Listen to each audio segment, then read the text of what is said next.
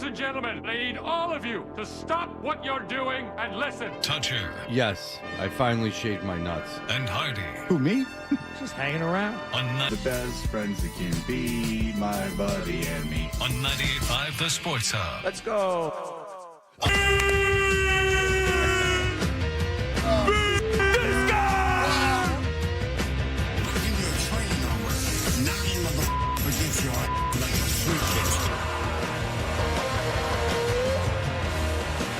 Yeah.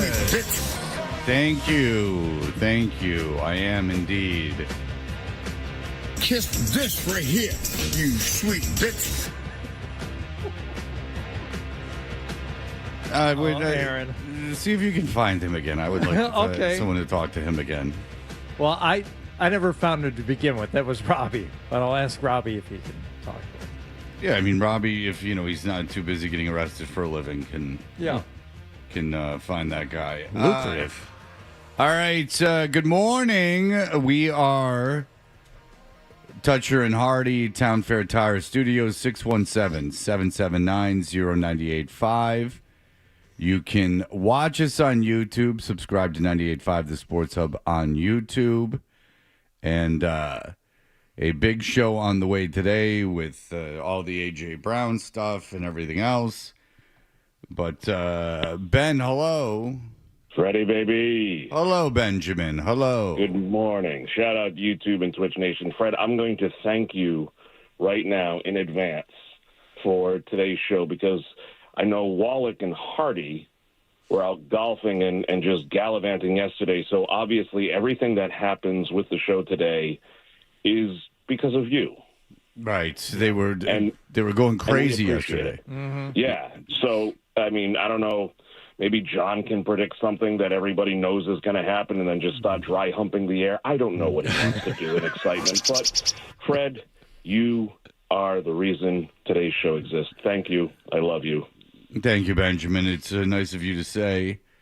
That's right. I forgot about that off the top of my head. I saw the thing that you sent us. So yesterday, Hardy and John Hardy played in a charity golf tournament that I guess John played in too. Mm-hmm. But John was the MC of the event, and I learned through his lengthy opening remarks. I'm going to read it. Oh, his opening remarks, because I'm going to read his what they put for him in the booklet. Okay, his lengthy opening remarks. He said this is his fourth year of hosting this Dana-Farber event.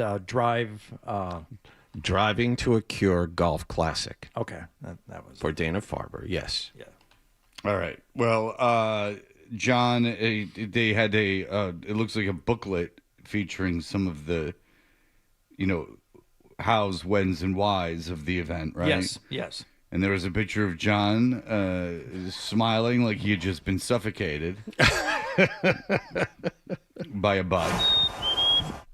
Big butt. Can't breathe. So happy. Showing off the teeth. Invisalign. I think I had the gap still when that picture was taken. No. A little bit. Gap. Yeah, I was just saying a little airbrushing there on the teeth. Oh, there was airbrushing. Okay. Yeah. And so here's what it said for John. It says John has worked in sports radio in Boston for over 25 years. Fair enough. First with WEEI and since 2009 for the top all sports station in the country. Is that the fact? Yes. According to what information? Is The this? ratings, I would imagine. I think the ratings for this radio station are better than anybody else in the nation. 98.5 The Sports Hub. John was the first local voice ever heard on the Sports Hub. True. This is part of his biography. That's part of. So he thinks he's big up. He's big timing everyone. He's saying I was the first. Like, because he had the first headline of the first. That's right. When we first day, we carried all 3 Super Bowls back to back to back. They had only won 3 at that point, and I was doing updates during that. So technically, it's true. Yeah, we weren't on the first day. Felger and Maz were the first show. Now, was Holden Kushner on before you? Is that why it said, No. They had first? Holden on during the weekend. They had me work that weekend too. It was Holden Kushner we started on a Friday, and they carried all 3 Super Bowls back to back to back. On and then Thursday. It was Felger and Mez. Was it Thursday or Friday? And then Friday was the actual I think. first Toucher and Rich morning show. Yeah, well, Maybe that's what it was. We weren't on the first day. Felger and Maz were the first Right. show. Who's Holden Kushner? Jerry Kushner? No, Holden. I almost said Holden Caulfield. Oh.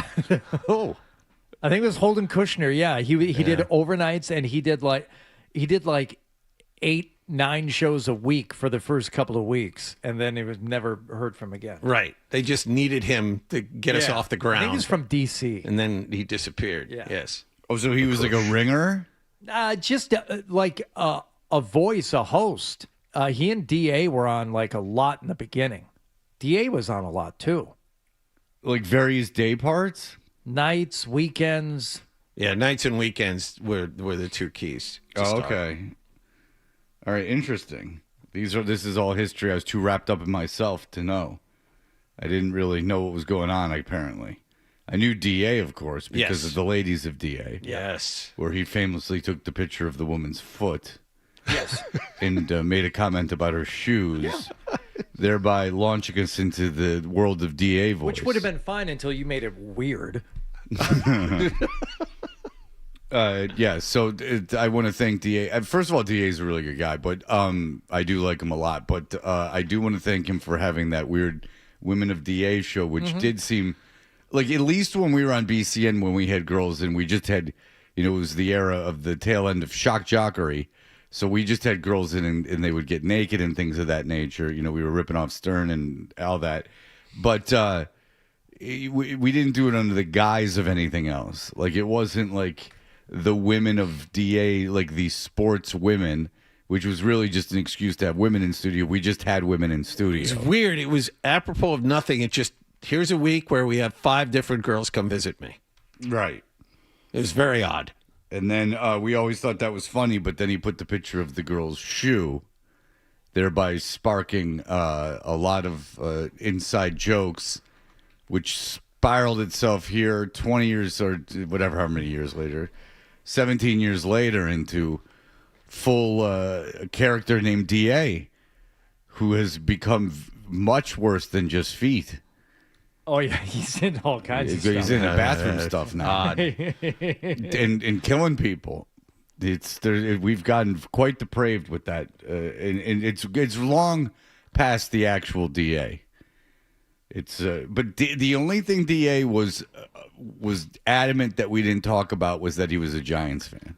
Oh, no, there was Spider-Man paraphernalia, too. He was not happy I don't know if that wasn't overblown by someone else. No. I remember there was a producer who used to work the midday show. His name was Mark, and he went over to DA's house one night and saw all of his giant paraphernalia. But most importantly, he saw like Spider-Man comic books.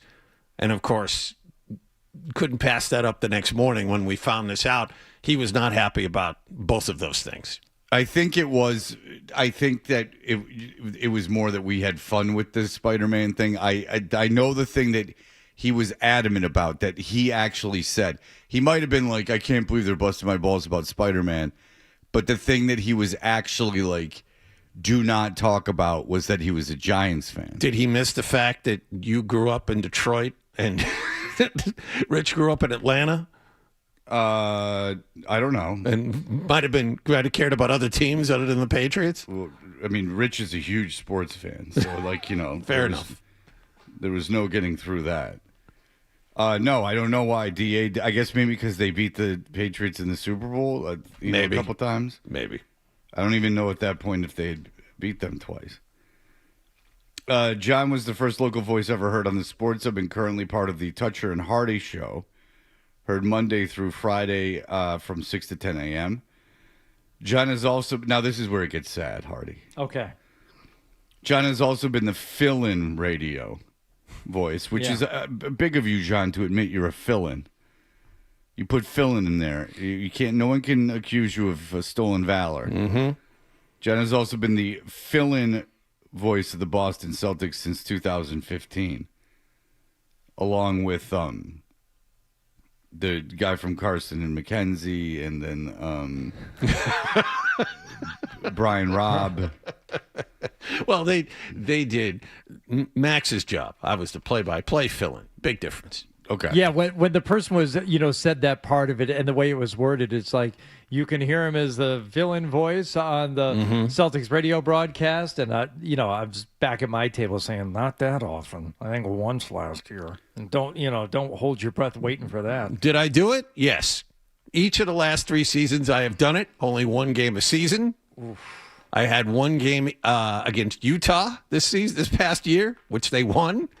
Very happy. Are you surprised that they were when they were doing it, because they don't do it anymore, that they were so laissez-faire about who did the games? Yes. Looking back on it, I'm very surprised. Yeah, like when before the Celtics, maybe it was in between when they were good and then when they were good again.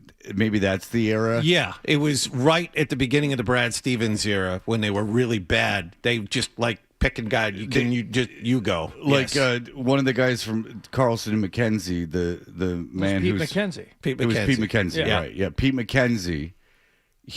They just were like, hey, go do games. Yep. And then that's when they always traveling and everything. So he would go do games, to be the color commentator for games. Yeah. And he was just that'd be even worse than having me do it in a way. Not not like he was bad at it. That's not what I mean. In terms of just randomness. Yeah. No, I get it. You at least work for an all sports radio station. Pete did not. Yeah, to an outsider, maybe in another market, they wouldn't know that I don't know what I'm talking about. Because my credential would say sports radio. But his credential is that he was just a rock DJ, which is essentially all I am. But I'm just talking about on the placard. Yeah. When you walk in. Yeah. It would say, people would think I was real brainiac, a real word nerd. Real sporto. Yeah. John also been the fill-in roads to the Boston Celtics since 2015 and is called Providence College. When was the last time you did Providence? It's been longer than the Celtics. Yeah, take that out of there. Brown University, fair enough. Yeah. Brown University. When was the last time you did Brown? Longer than Providence College. All right. Why don't you take those two? No, it sounds much more impressive this I don't know if because Brian's current. Yep. Providence has done things in the past. We found out they have a big endowment. Oh, no, that was Rhode Island. Yeah, that was different. Maybe you don't need Brown in there. Ivy League. Ivy League. Yeah. Ivy League. Yeah, Baby. you want people to think that you're a hot shot. As well as the Providence Bruins. When was the last time you did the Providence Bruins? In between Brown and Providence College basketball. Just be like me putting on my resume for my introduction. He has opened for John Cougar Mellencamp. I think, you know what? And you should do that. You should do that. Because I think people would look at you differently if you did that. I did it twice 40 years ago. But no one needs to know that. You could say you opened for John Cougar Mellencamp and people go, oh, really? I think that would be good if you included that on your resume. My biography would be one sentence. There would be really nothing. Radio guy. Yeah, it would just be to host the Sports Hub. Well, that would be all it is. John got up there. He was really cooking. He's up there, telling his story, and he introduces the first speaker, who was a research fellow, a guy who was sitting at my table, really good guy, Matt. And I can't pronounce his last name, but John did, and he nailed it. He nailed this guy's last name. And, I couldn't even begin to spell it for you.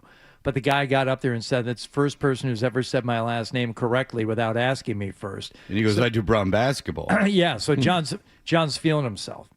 So he gets up there, and now he's going to introduce the next speaker, which he does.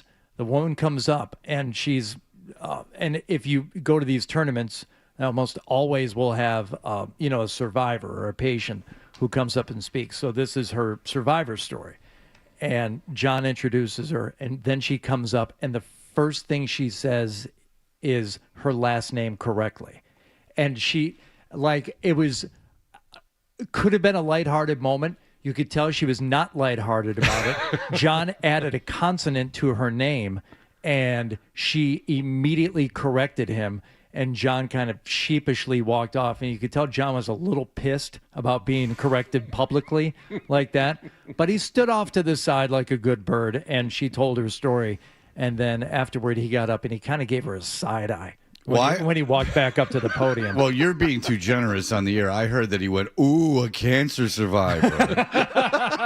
Oh, Miss Perfect over here. I survived cancer. I never make mistakes. Yeah. And really not appropriate at a Jimmy Fund event. So Wallach came over to my table afterward, and I'm like, "Nice job screwing up the survivor's name, Wallach." He's like, "Oh, you would point that out." And I'm like, "Dude," and then you do the appeal for fundraising, and I think it severely affected the dollars that they raised. It just threw the whole mood in the room off. You should have put Felger on speakerphone, and maybe you would have gotten $10,000 for Right. something. He's got the important friends. That's a good point. Yeah. He's got that Nantucket cash back at him. That's a Again, good point. the Felger and Maz show for our big golf tournament on Monday. $10,000 to play with them, $3,000 to play with us. 3,500. We got 35. I'm doing a modest round down, if you will. I think we can all agree that's a good, healthy figure. Not a lot of pressure, but still Fine. a good dollar figure. It's fine. Do you know who ended up winning this tournament yesterday? And I think these guys should be banned from competition. Brandon Yip. Does that name ring a bell, Fred? No.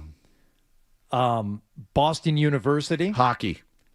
Player, played for the Avalanche, Yeah. New Jersey, has been in the KHL for the last couple of years. He just retired from professional hockey last fall, and he had like a couple other hockey players or coaches on his team, and all these guys hit the ball 300 straight as an arrow, and they can all play.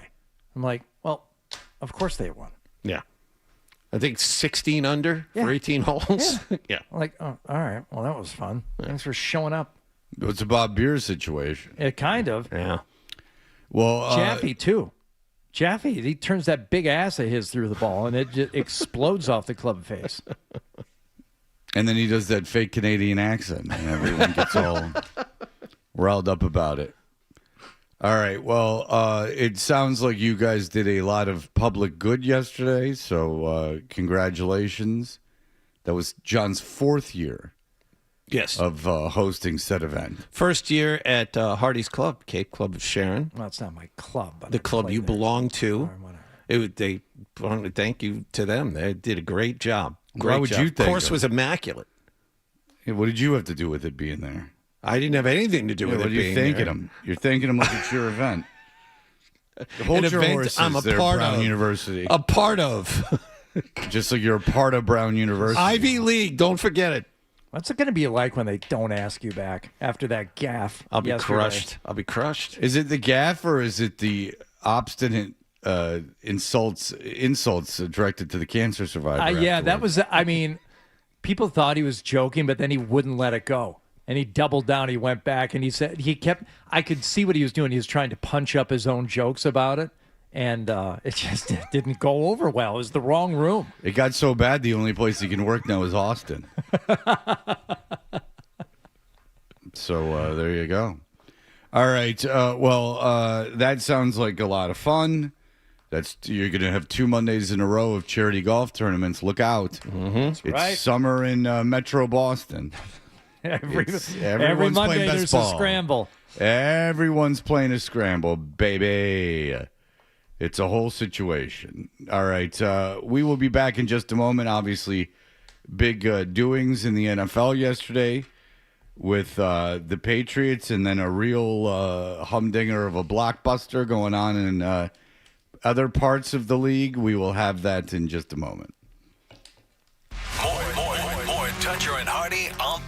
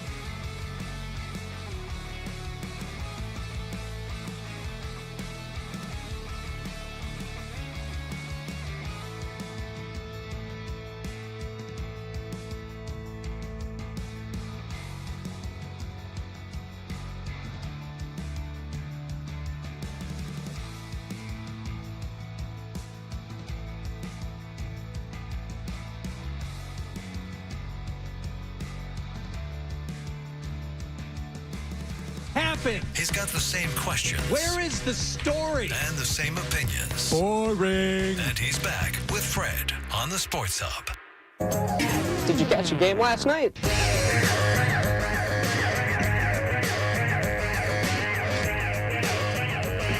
Excuse me. You all right?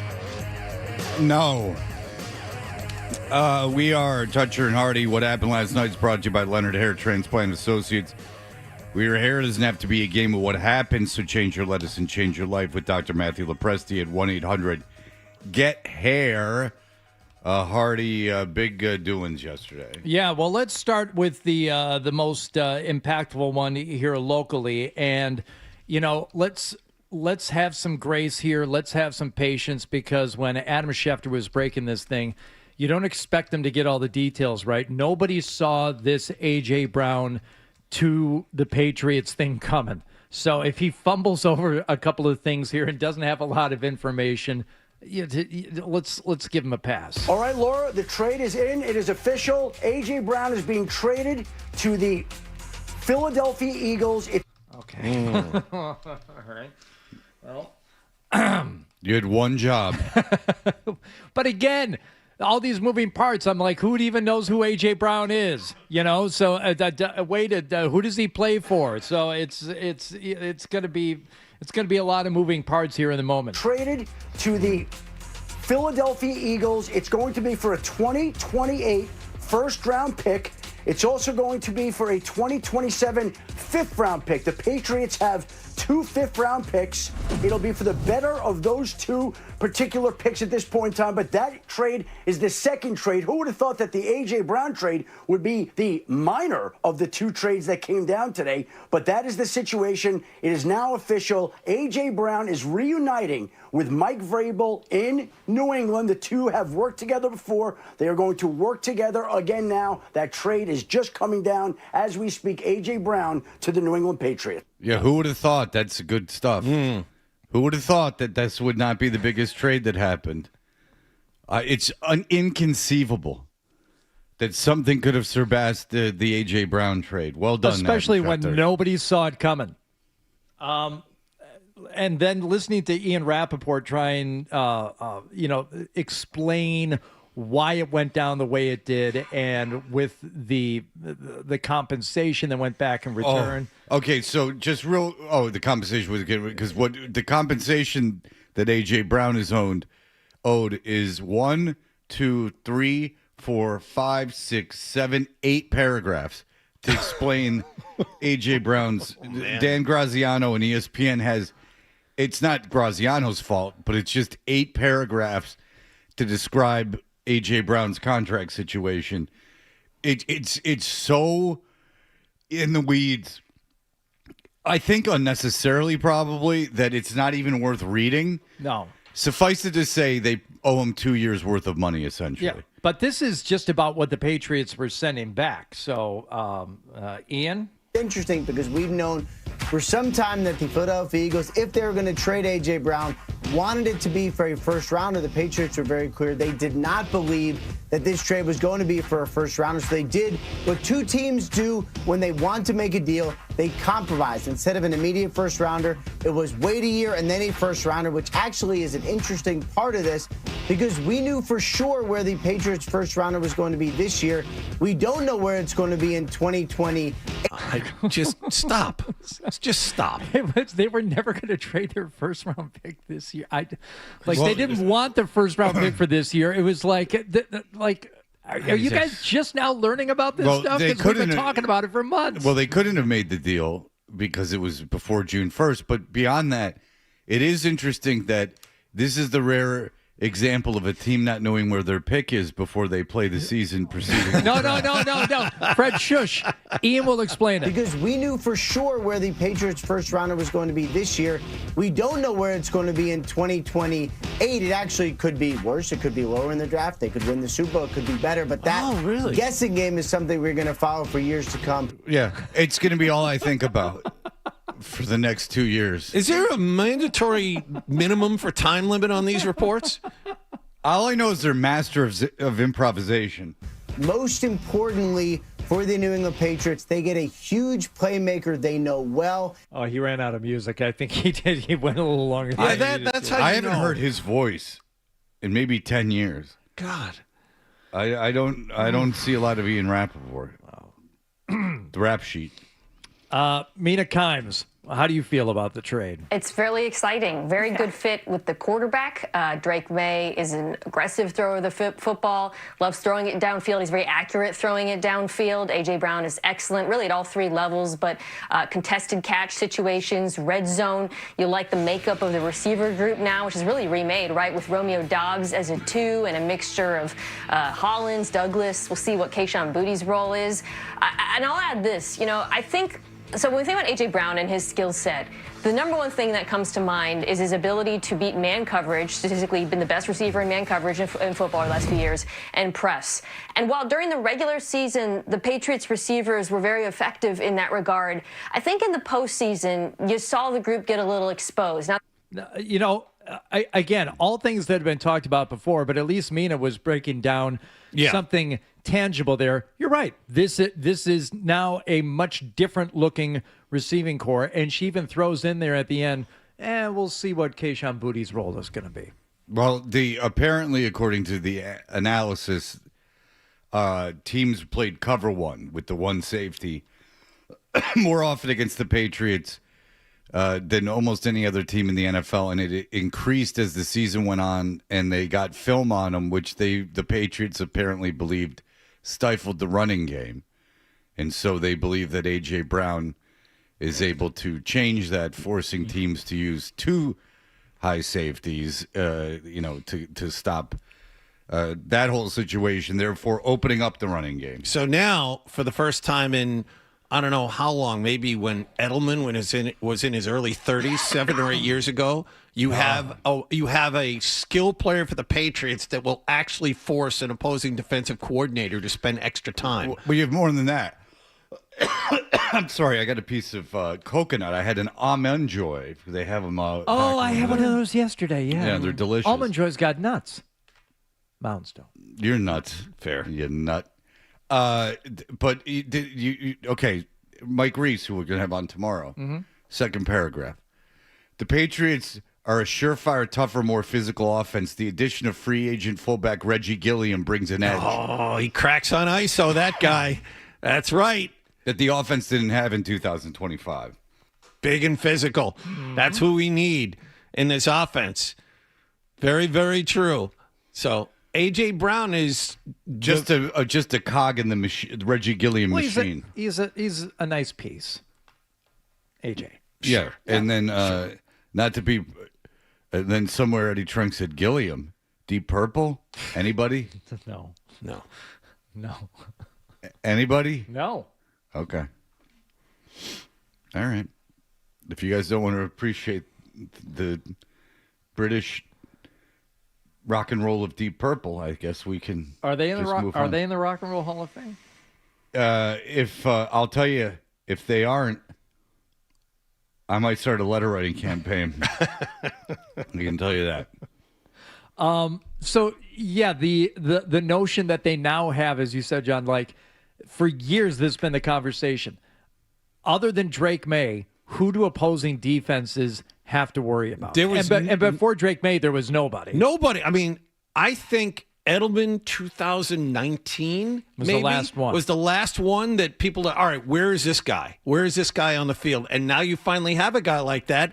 He's the best outside the numbers wide receiver the Patriots have had in 20 years. I mean, if he is healthy, this is a dynamic the Patriots haven't had in a long time. Yeah, I was thinking about it. Is like, look, they gave up an awful lot. The Eagles gave up a first and a third to get him, and then you gave up a first and a fifth to get him 3 years later with a knee issue. And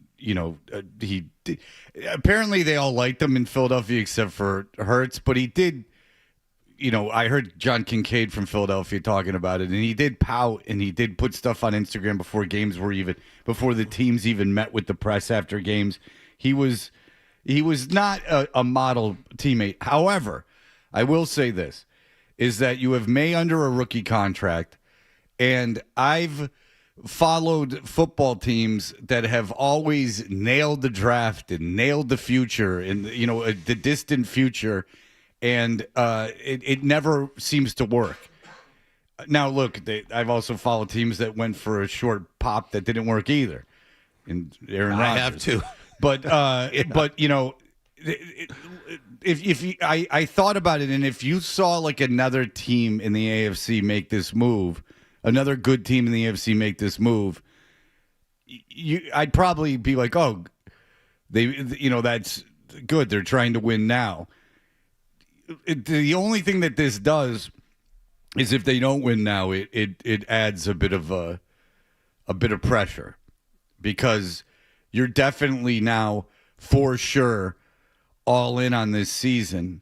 And you've added a big salary, $30 million a year. You're going to add another big salary when you sign Christian Gonzalez to that contract extension. We'll see what happens with that. They got to pay May, and they're paying Brown, but they only have to pay Brown 2 years. 2 years. So, I don't know if they're going to do Christian Gonzalez this offseason, which could get wonky in terms of, holding out and things of that nature. I was just going to say, if they don't get Christian Gonzalez done this summer, things are going to get really weird really quick. He's already skipping voluntary OTA specifically because he doesn't have a new contract. Well, yeah, I mean, just remember, Drake May is going to be the highest paid quarterback or highest paid player in NFL history probably. A year from now. Yep. Yeah, so you got to get your ducks in a row, and I'm not positive. I'm not overly positive that they are going to re-sign Christian Gonzalez or sign Christian Gonzalez. You might just try to get him through this year and then see what you can get, because the fifth-year option would be the following season, right? Correct. So yes, right. But you pick up that option and then you trade him. I mean, I can't see them not coming to terms with him in some way, shape, or form. Whether it be, you're good this year. Yep. And I don't think they're signing him this offseason, but so say you're good this year, and that means that there are young players that have shown for you outside of Christian Gonzalez. So then you have this problem on your hands, is that I gotta give a kid the richest contract in NFL history, and then how much of giving Christian Gonzalez this money is going to affect how many other kids that I can extend?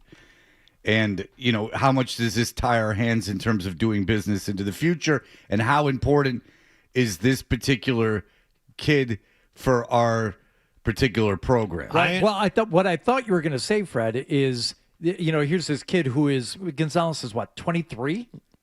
24, I think. Whatever. He's young kid. young. Yeah. So he comes in, he immediately shows and proves himself among the best at his position. What does it say to the other younger players? It's like, we're asking you to buy in right away and give us your absolute best. And if you do, you'll be rewarded with.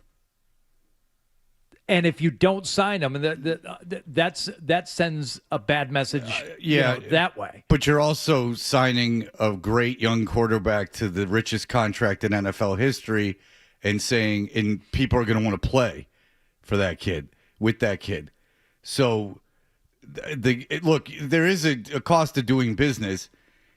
We'll see what they do. There's a lot coming up the pike. Like the Lions have re-signed so many of their draft picks, and they've kind of hamstrung themselves in a way, and we'll see how that all ends up working out. But they have Jared Goff on that deal. Like, they don't have to pay a guy the highest contract in NFL history. I know there's debates of the cap and stuff, but it does exist, and I know you can keep your own players. It is made so you can keep your own players. But are the Patriots going to be willing to dole out that kind of money twice in a row? Like, you're doing one contract. Look, you could be right. I don't think it's a slam dunk. I don't think that it's 100%. The longer it takes, obviously, the less I'm convinced they're going to get it done. I thought even a month ago it was an absolute certainty that they were going to sign Christian Gonzalez. I've heard NFL insiders call into question if they weren't going to trade Christian Gonzalez at some point rather than sign him.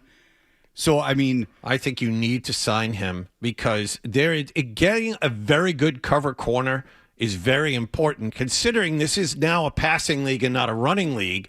And the other part of this is the depth behind him is not good at all. There's no young kid that they've drafted at cornerback. I mean, Carlton Davis is nice, but he's not close to being a number one guy. And he's also not. He's not going to be around. Okay, forever. so I mean, Marcus Jones is not ready to step in. I mean, a lot of teams go a lot of years looking for players like Christian Gonzalez. Okay, you lock that guy up. I'll give you one more thing: is that you've given up your 2028 first-round pick.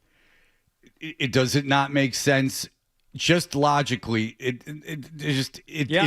another thing is that you trade Gonzalez and you get back that 2028 first-round pick. But the guy you draft, you can't guarantee he's going to be as good as the guy you have in your locker room. But you're not paying him. I understand that, but your defense is worse. Well, but John, you're ideally getting a guy that can be. I mean, you can't draft that position necessarily, but it frees up you to get a guy that you don't have to pay that kind of money to. That's take the most that position. obvious and easiest way to get that first round pick back in 2 years. That's fine, but in the meantime, Maybe that's you're what going to they be were thinking. chasing a talent that you had already that you chose to get rid of. I know, but it's where you emphasize where you're spending the money, and I understand cornerback is a premium position. Yeah, exactly right. And as much sense as it makes, Fred, the only reason why I don't think it goes down like that is you're talking about, you've got your quarterback set, fine. What's the second most important position on your team? Your starting corner. Corner or edge rusher, one of the other. Edge and left tackle, I'd say. Edge, left tackle, corner, and quarterback are the four most important. We're rotten with left tackles right now. Yeah, I said we. I said we, baby. You are rotten. Pats Nation. You are rotten with left tackles. Look out. We got 2 left tackles. That's right. We don't need it anymore. We're fine. Yeah, it's fine. There's going to be 2 great things that happen this season when Will Campbell's moved to guard and Efton Chisholm is cut. Those are going to be the 2 greatest things. Just shove it in everyone's stupid face. Mean. I have nothing against those 2 individuals. It's just Efton Chisholm. Yeah, you love little white guys. Like, you can't get enough of little white guys. We have a long history of slot receivers who are little white guys. I mean, we put up a video. I thought that was very funny, making fun of Efton Chisholm. Oh, a lot of hate after that. Oh boy, oh boy, a lot of hate. You would have thought Fred that. does not forget. You would have thought that I came after the Pope. Oh boy, I can't believe it. Boy, now done you it now. Now you got all the white people raging. Got all these emails I have to answer. Oh boy, you've done it now. This is like the Tebow thing. You made fun of another white guy. Oh boy! I just have one thing about Efton Chisholm. I don't see why it has to be an issue. Are you getting an email? I haven't received any, no, but I just thought it would be okay for me to, speak on one player who I don't think is that important to the team. Now I have to go elicit my friend ChatGPT. ChatGibbet. ChatGPT. ChatGPT, how do I get this problem off my hands? Well, I don't understand the problem. Some AI. Yeah. You can't even read my mind. Now I got to explain it to you. I got this lousy host making fun of white kids. All right, so we'll be back in just a moment. Here are the headlines. Sports Hub headlines. Patriots got their top wide receiver in a trade yesterday, getting A.J. Brown from Philadelphia for 1st and 5th.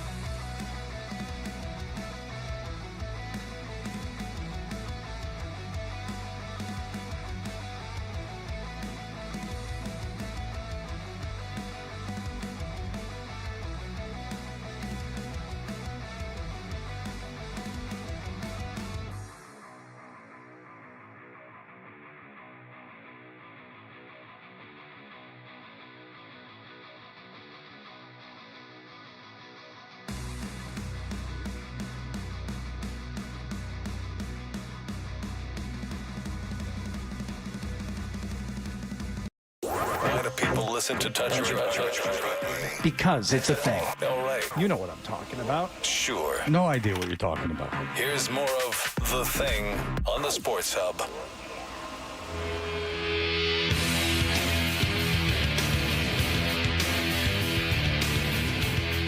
Hey, we are Toucher and Hardy. And Hardy, there was another big trade in the NFL yesterday. Oh, indeed there was. And it was something that happened a little bit earlier during the Zolak and Bertrand show. The Browns are finalizing a trade that will send two-time Cleveland Browns. Yeah, Cleveland. The Cleveland Browns.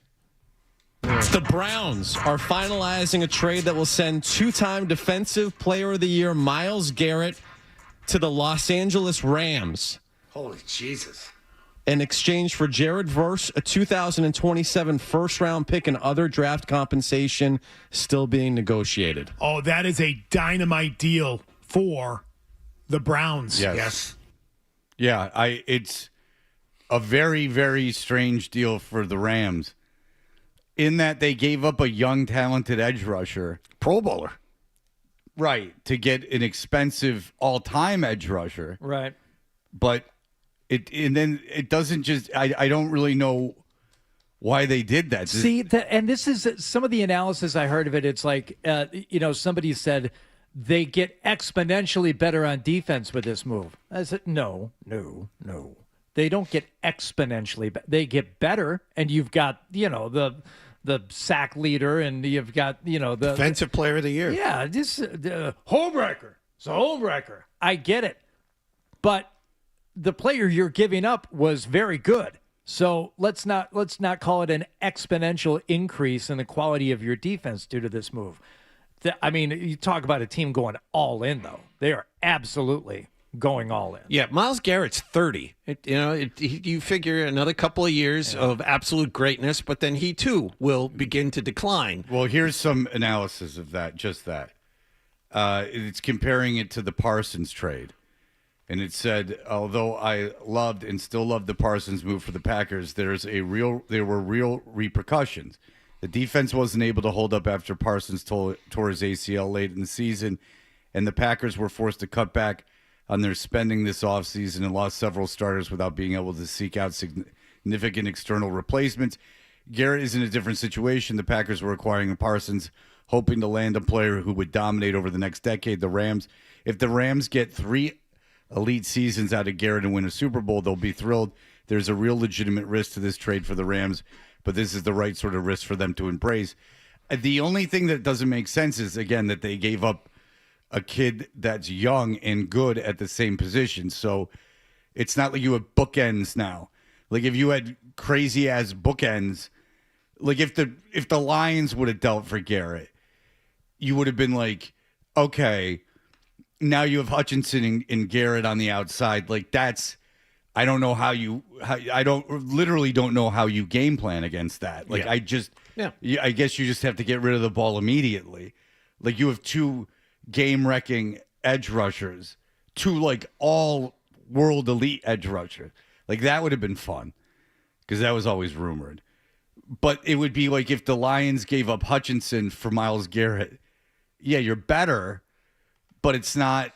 You're better at that position, but it's like you rob Peter to pay Paul a little bit. Yeah, look. I'm no expert on Verse, but I do know that he's a talented, less expensive kid. I realize that you're in on all season. I realize Myles Garrett is exponentially better than him, but it was an odd piece to throw in there. Yeah, and I still don't know about, exponentially better. Yes, the 2 players are much different, but does it make a defense that was non-existent before? No, it makes them better for sure. Right. It's just it's a lot to give up, but for a team that is, as I said, pushing all the chips in. I mean, you have Matthew Stafford for 1, maybe 2 years. Maybe 2. And then you have this incredible piece, but you're stuck with Ty Simpson at quarterback who might be good, but might not be good. Bert was right on, and Bert obviously had talked to people in Los Angeles. They took Ty Simpson in order to do this move. His whole thing was that they could give up draft capital because they've assured themselves that they at least have a kid to play quarterback in the future, and that they're not going to need those picks to take a quarterback. So they made that Ty Simpson move this year specifically to go all in on this year, if that makes any sense. Like, they didn't take a first-round talent to help this year so they could improve.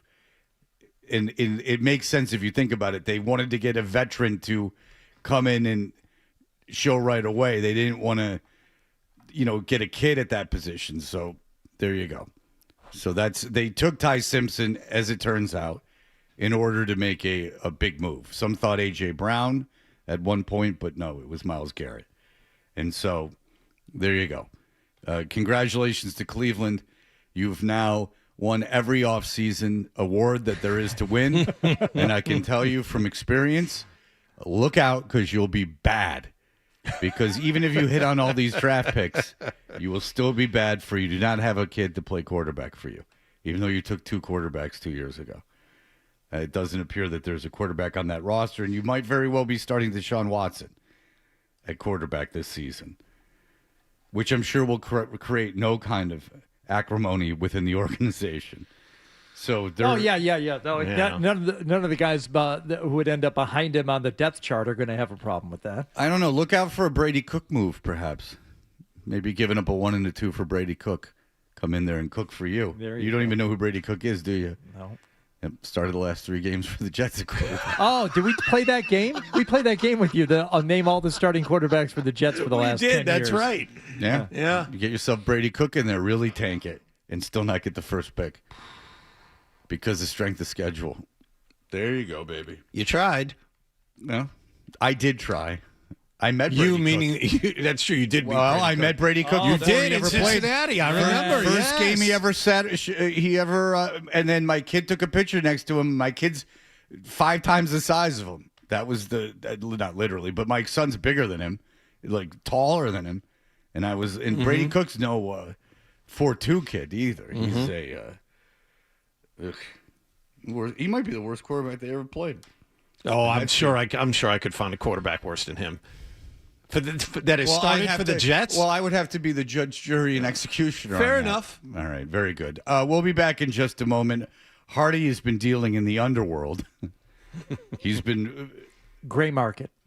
Dark web. We will have that for you in just a moment. 4chan. You're listening to Toucher and Hardy on the Sports Hub. This is not a...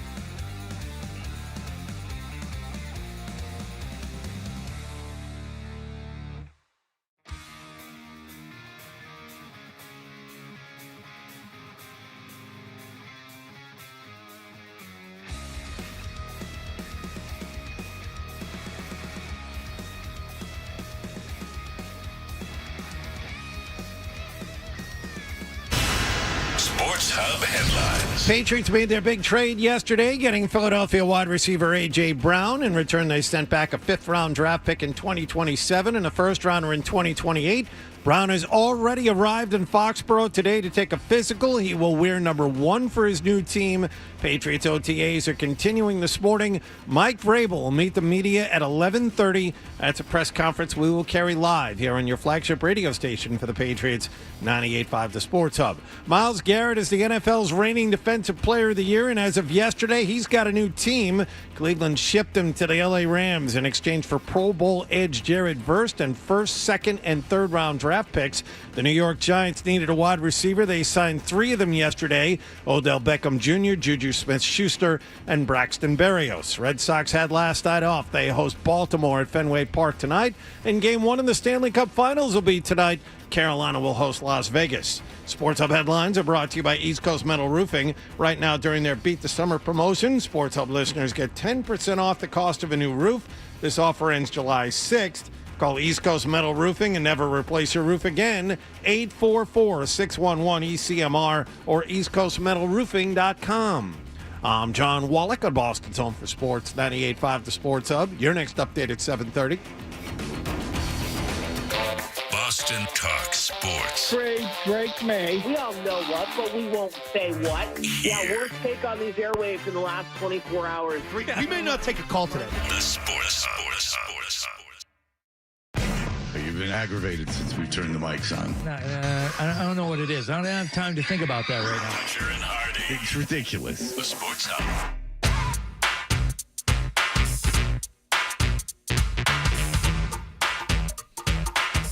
Oh, yeah. What is this, John? Teddy's Jam by Guy. Who's Teddy? Teddy Riley, Oh, of course. the master of this time. And now he was in Guy? Yes. Okay, he was the lead singer of Guy? Not the lead singer, but one of the 3 and the producer of the whole thing. So he was willing He's to... considered the godfather of New Jack Swing. Right, Teddy Riley, right. Okay. Well, listen, we are Toucher and Hardy. You can watch us on YouTube. Subscribe to 98.5 The Sports Hub on YouTube. And believe it or not, we do meet before and after the show every day, except for Fridays when we don't meet after the show. And yesterday we're in our post-show meeting, and I notice on Hardy's wrist is a very fancy green watch. Hence, and green is important in this story because it has a green face. Yeah. And I and then Hardy said something like, "You're looking at my watch or something," and I said, "Yeah." What if I am? He said, "He said, what do you think? It's like a Rolex or an Omega?" I believe he said, and I said, "I did because I was thinking to myself."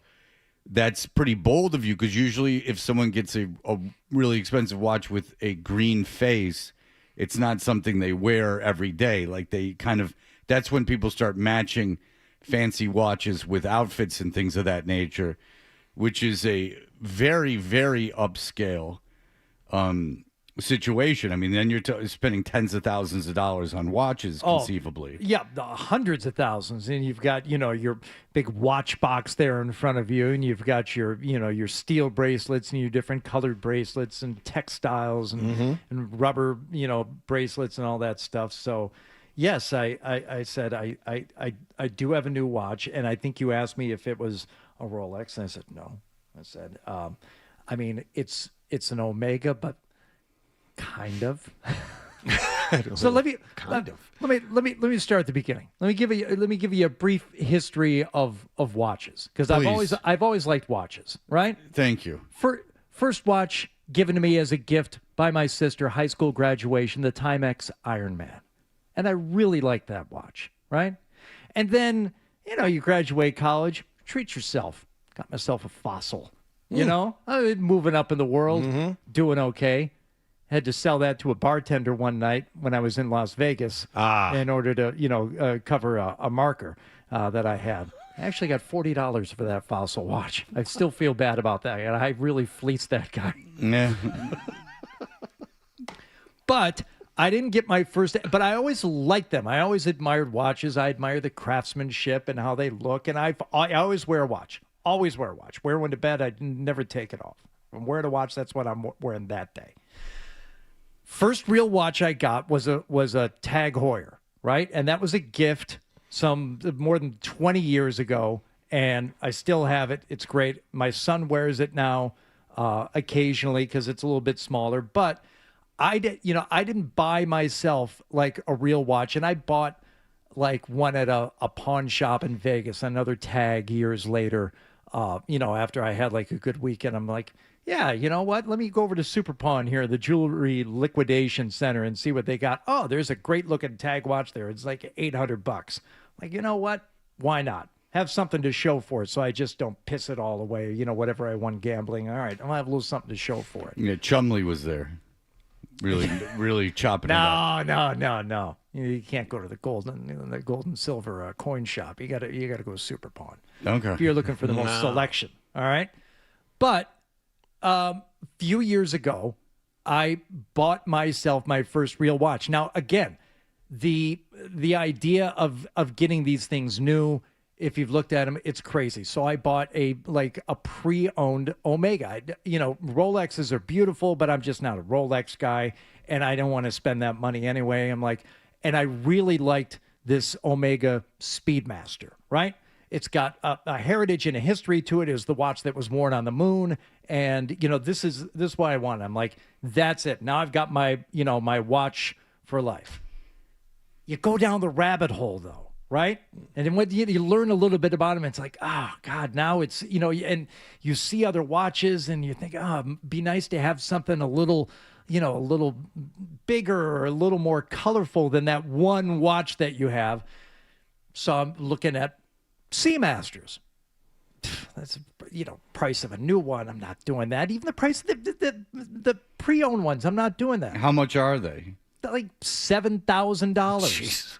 For new, pre-owned, like a certified one, you're still going to pay like $4,000 for it. Like, I'm not. No. Hold on, as I'm swiping. John's overwhelmed. John's over there. A lot of money. Woof. It is a lot of money. I'm not spending it. I'm not doing it. But John's verbally like he's like woof. Woof. Whoa! Did my audible exhale throw you off? See, yes. It was. Okay. I thought it was disingenuous. It was this attitude toward the $1,000 amounts that prevented him from getting more money in the fundraising portion of the golf tournament yesterday. It's like, who's going to give $500? I don't know. I wouldn't do it if I were you. I wouldn't do it. Fiscally irresponsible, you guys. Don't do it. Don't do it. $7,000 for a watch is a lot. John was holding a silent, or not a silent auction. He was holding an auction yesterday for the Jimmy Fund, and that's true. He was saying, he said, I'm giving away this like signed basketball, and some guy said $1,000, and John went, oh, okay. You want to call home first? Yeah. Whoa, big spender. All right. Someone's getting mugged in the parking lot, and then he mugged them. Yeah. And then he made fun of that cancer survivor, and so now here we are. It's a banner day for everybody. All right, so I'm such a distasteful prick. You look at stuff online, you start getting fed stuff in your algorithm, and I see these weird Instagram reels. It's like, here's an Omega Seamaster. I'm like, you won't believe the price. And so I click on it, and it's not a website. It's a WhatsApp phone number. I said, huh. I said, okay. I got to know the price. I mean, if it's going to be half of this, maybe I'll consider it.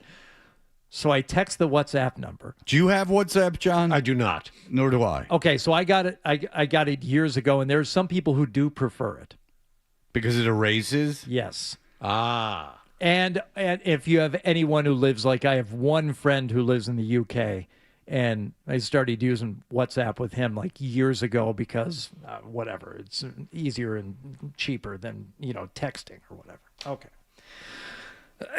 I text the WhatsApp number. I said, yes, how can I help you? I said, well, what's the price on this watch here? And he said, $600. I'm like, come on. What is it? is it an Omega? And he said, super clone. Like, what the hell is a super clone? Well, it's a fake watch, but there are levels of fake watches. There are the ones that are absolute garbage that you buy for $50 or $100 on the street. There are clones that'll cost you a couple $100, and then there are the super clones, which can cost as much as $1,000. Like, huh.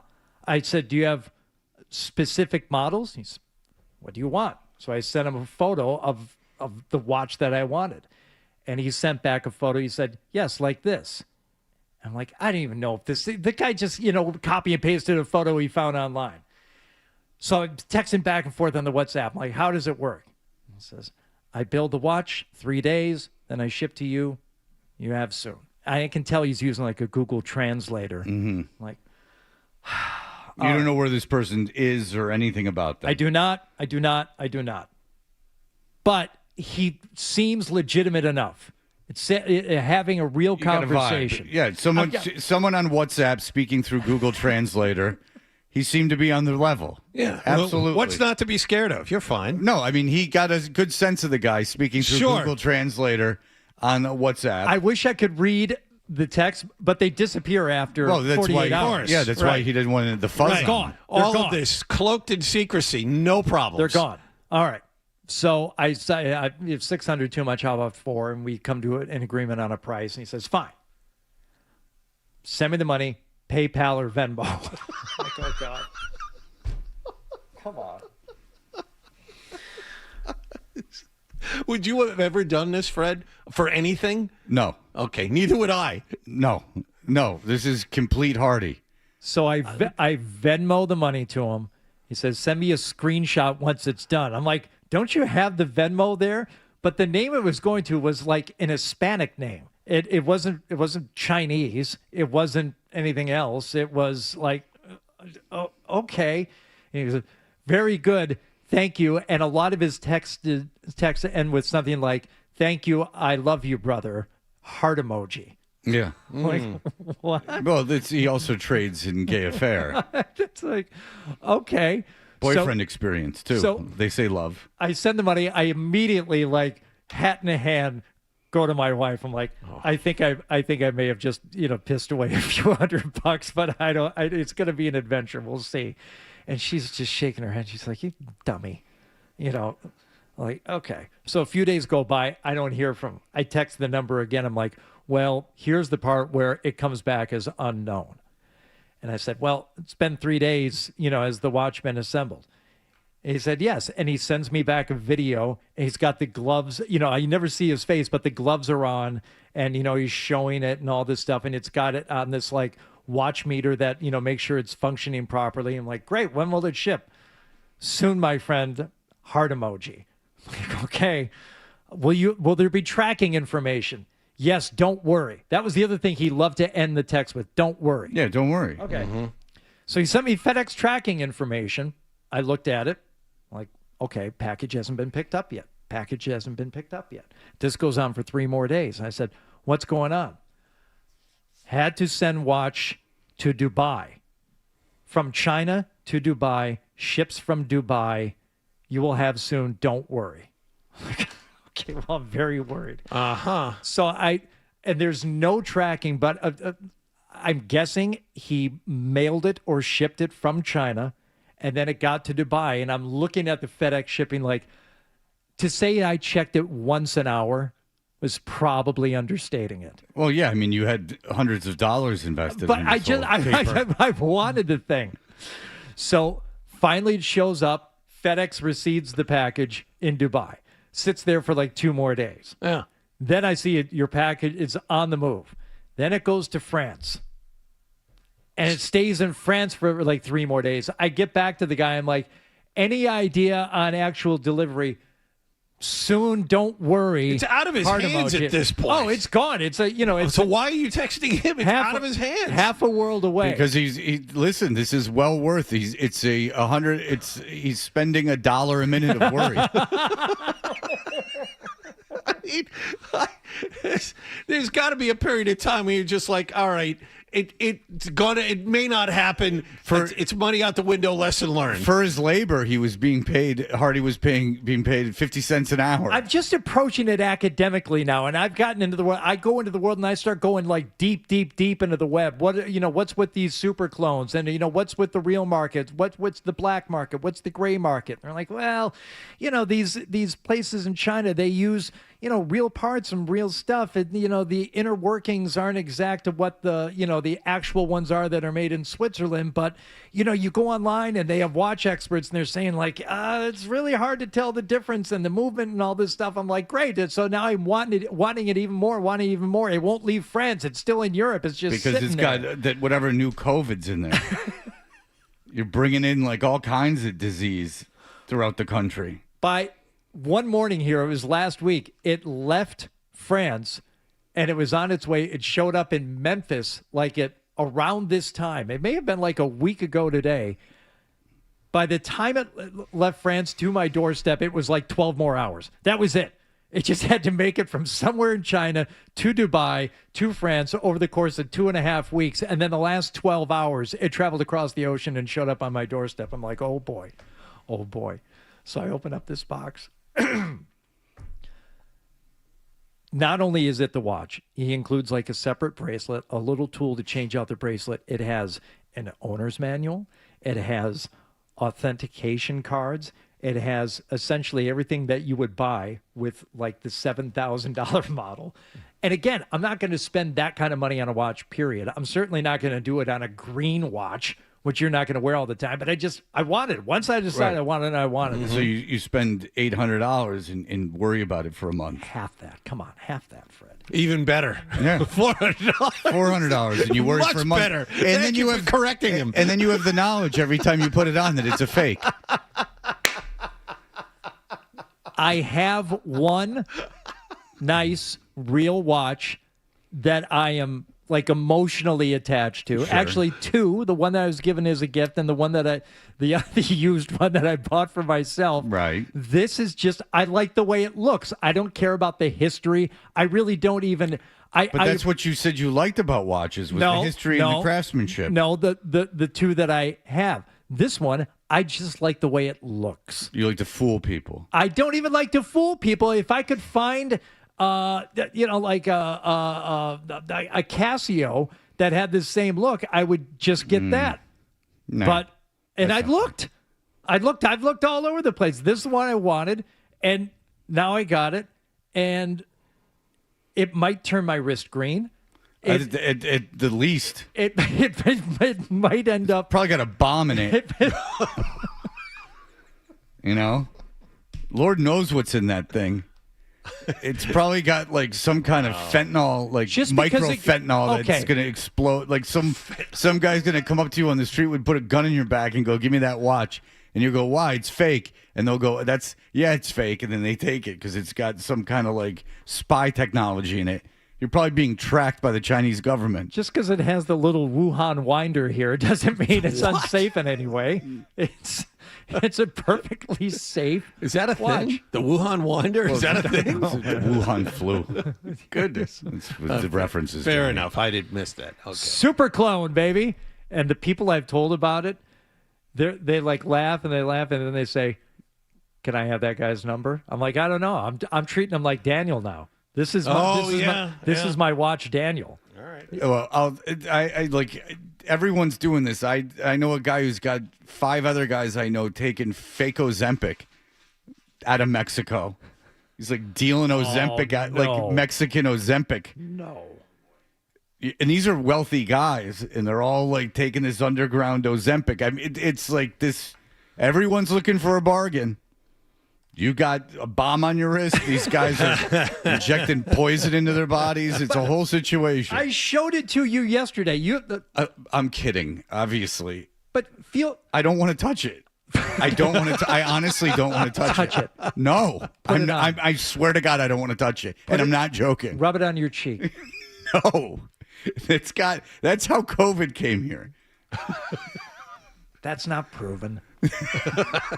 It's like you got some like black market Chinese thing that's all shady where you don't know the guy. He's giving hearts emojis like a weirdo, It's like the whole transaction and the guy, it's all very But weird. how hardy is it? The best hardy part about it is that he was obsessively following the path of the package. Oh, my God. Instead of just going, like, worst case scenario, I lost $400. But he can't be scammed. That would have been too much for him to take. It's not the $400. It's the notion that someone took him for the $400 that he can't stand. But he didn't take me, and instead, I made a friend in China. You did. Well, listen, you can go out there and enjoy the government, and it's going to be a whole scene. They'll be our in charge of us soon enough. At least you'll be on the ground floor. As they overtake us as the world's greatest As power. worried as I was, even though I was told not to worry, I thought if it is a scam, it is the cruelest scam of all time because this guy kept sending me photos and telling me not to worry. I'm like, well, he had my money. Well, it's very I wonder if the idea is that you will tell people about it. Like, because it seems very labor intensive on his end too. So, I just think it's interesting, like the rigmarole, just to get yourself a fake watch. The rigmarole, just and all the pain and all the uncertainty, so much, just to end up with a real garbage, just a cheap fake knockoff. But it's green. It caught my eye enough to go. If it wasn't green, I would just assume that you bought a watch. But It's it was just the drawstring on my hoodie. I know what you're doing. Yes, I see.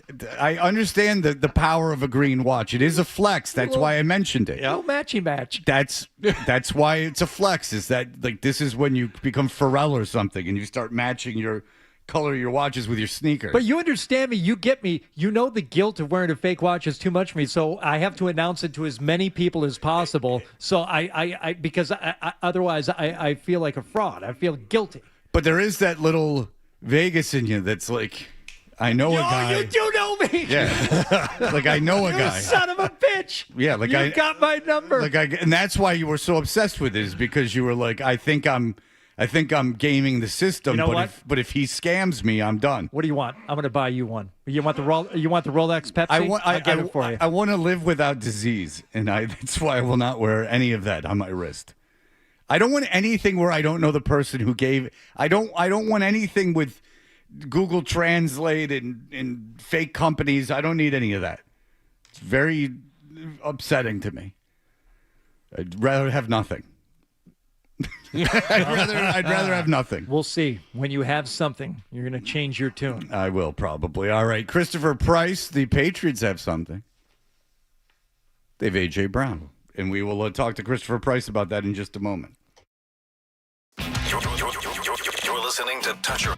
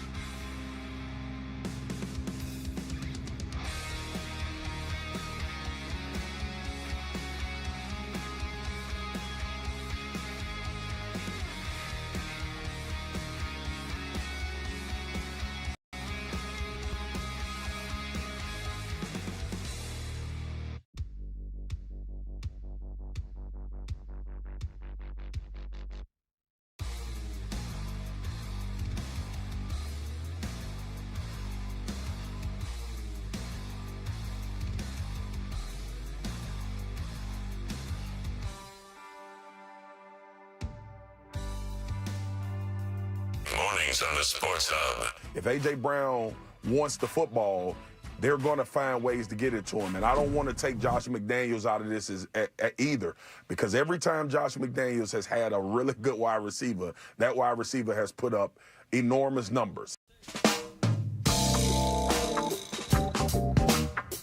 Oh, yeah. By now, you know, Toucher and Hardy don't have to tell you that the Patriots have moved a 2028 first-round pick and a 2027 fifth-round pick for A.J. Brown. And a lot of excitement, a little overshadowed by the Myles Garrett trade yesterday, but nonetheless a big trade in the NFL involving the Patriots. Christopher Price had never even seen this coming. He was staunchly in the camp of this was never going to happen. No, I'm just kidding. Christopher Price obviously has known about the possibility of this for a long time. He writes about the Patriots for the Boston Globe. Christopher Price, hello, sir. Good morning, Fred. How you doing? I am well. Thank you so much for joining us. And the Patriots' excitement keeps rolling along, and here we are. I know you had a really good feeling that this was going to happen. Are you surprised in the compensation that the Patriots gave? No. I was a little bit. Look, there's always a risk when you give up a one. But given Brown's history with Vrabel here, I think that this is probably the closest thing you can get to a guarantee when it comes to a return on something like this. So I'm a little bit surprised, but at the same time, look, you can match these two teams up a lot of different ways. This is a wide receiver, obviously, with a history with Vrabel. The Patriots needed another layer of depth. The Eagles love to collect draft picks, so here we are. Okay, if they were talking to the Eagles for this long and there was no one else really knocking on their door about A.J. Brown, why do you think it took the first-round pick? Because people have speculated that the Patriots, really were assuming that it would be a second-round pick or hoping that it would be a second-round pick. How do you think it got to this quickly? I think a lot of it has to do, Fred, with the year.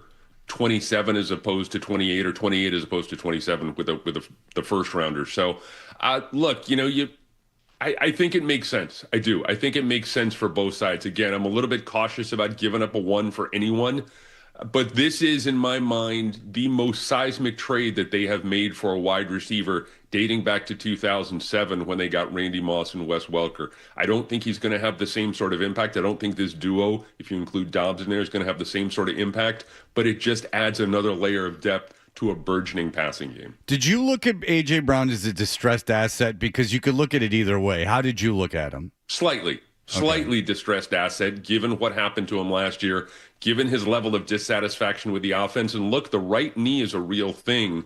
I don't want people to freak out if he's taking Veterans Days in November and December. This is a guy who had to have his right knee drained twice a week, dating back to, I think, 2024. Oh. This is still a problem. So you get with a guy like Vrabel, who knows his history, who knows how to manage him, and I think that's going to be okay. But ultimately, to answer your question, I think he was a little bit of a distressed asset, at least at this point in his career. It's funny because you hear two things from the Philadelphia media. One, that he was very well liked in the locker room, that he's like a good guy, and that he was well liked in the locker room, which seems to be pretty much what everyone's saying. But he also is a guy that, would get on Instagram after games, but before the team had even let the media in the locker room and complain. He, according to some in the Philadelphia media, quit on the team during games. Look, what are you getting personality-wise from A.J. Brown? Now, just real quickly, when Philadelphia traded for him, A.J. Brown was otherworldly, in the new atmosphere. So you would think that he's highly motivated coming into New England and being back with Vrabel. But what are you getting personality-wise with him?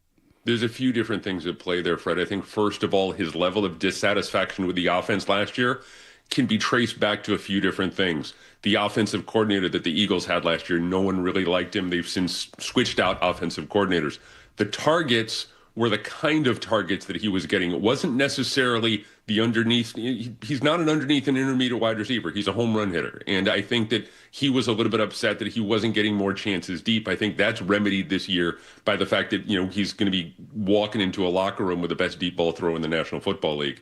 And again, I think the knee kind of plays a role in all of this, and maybe the level of dissatisfaction he had, maybe the way he was handled. Look, he's getting with a coach, again, that he knows and he's comfortable with. I think if this was a different receiver, a guy who didn't have the sort of relationship with Vrabel that Brown does, I would be a little more concerned. But I think when you look at that background there, he's a Vrabel guy. You add him to a list of guys like Landry and Spillane and Jack Gibbons last year, guys who understand the coach, the coach understands them. I think that's a great place to start when you're talking about his career in New England. Okay, you mentioned that fans are going to have to take it easy when A.J. Brown gets his veteran days at points in the season. It's the veteran games that are going to be of more concern. And Chris, is it more likely? It seems that they would happen later in the season, and just playing the tape to the end now. I'm wondering how upset are people going to be if they are right on the cusp of a playoff position, as they could be based on the schedule and the team and everything else, if he's going to need a game or two later on in the year, just due to all the factors that you mentioned? One of the things that I really gleaned from talking to people in Philadelphia that we were talking about before was that regardless of how you feel about him and regardless of the situation involving the knee, this is a guy who answers the bell consistently. He's played no fewer than 13 games over the last 4 years. Now, there are days that he's going to have to take off, and there are going to be games where he's not at 100%, but this is a guy who's out there as much as he can be out there. This is a guy who answers the bell consistently. He is a durable, dependable guy, even given the knee situation. So I wouldn't worry about that too much, him maybe missing games later in the year. But yeah, this is, like I said, I mean, the knee is the thing that gives people pause when you talk about A.J. Brown. On the positive side of things, Chris, and we were talking about this earlier, it just seems like A.J. Brown is the first Patriots skill player in I don't know how long that defensive coordinators are actually going to have to spend some extra time on. Yeah. This is a guy who demands attention on every snap. He's a boundary receiver, so you're not going to really move him around like you did with Diggs last year or some other guys in this offense. This is a home run hitter. This is a big play threat. Only 4 wide receivers over the last 4 years have had fewer yards than A.J. Brown. This is someone that, we go back to the old phrase with Randy Moss, take the top off the defense. This is the kind of guy who could take the top off the defense and then, because of that, can free things up underneath for guys like Pop Douglas and Kyle Williams and Kayshon Boutte if he's here. Who's the odd man out in the receiver room? Yeah, I was just going to say. It's going to be Boutte. I think the best possible situation is Boutte has a really strong spring, really strong summer, and they wait until Labor Day when someone goes down, another wide receiver on another team goes down, and the Patriots call up and ask for a fourth for Kayshon Boutte. I think that it's going to be really fascinating to see how he responds to all of this, but in my experience with him, Boutte's been very straightforward with us over the last couple of years. He was a guy last year who talked about how it was a real struggle to be able to distinguish yourself in that wide receiver room once Diggs showed up. So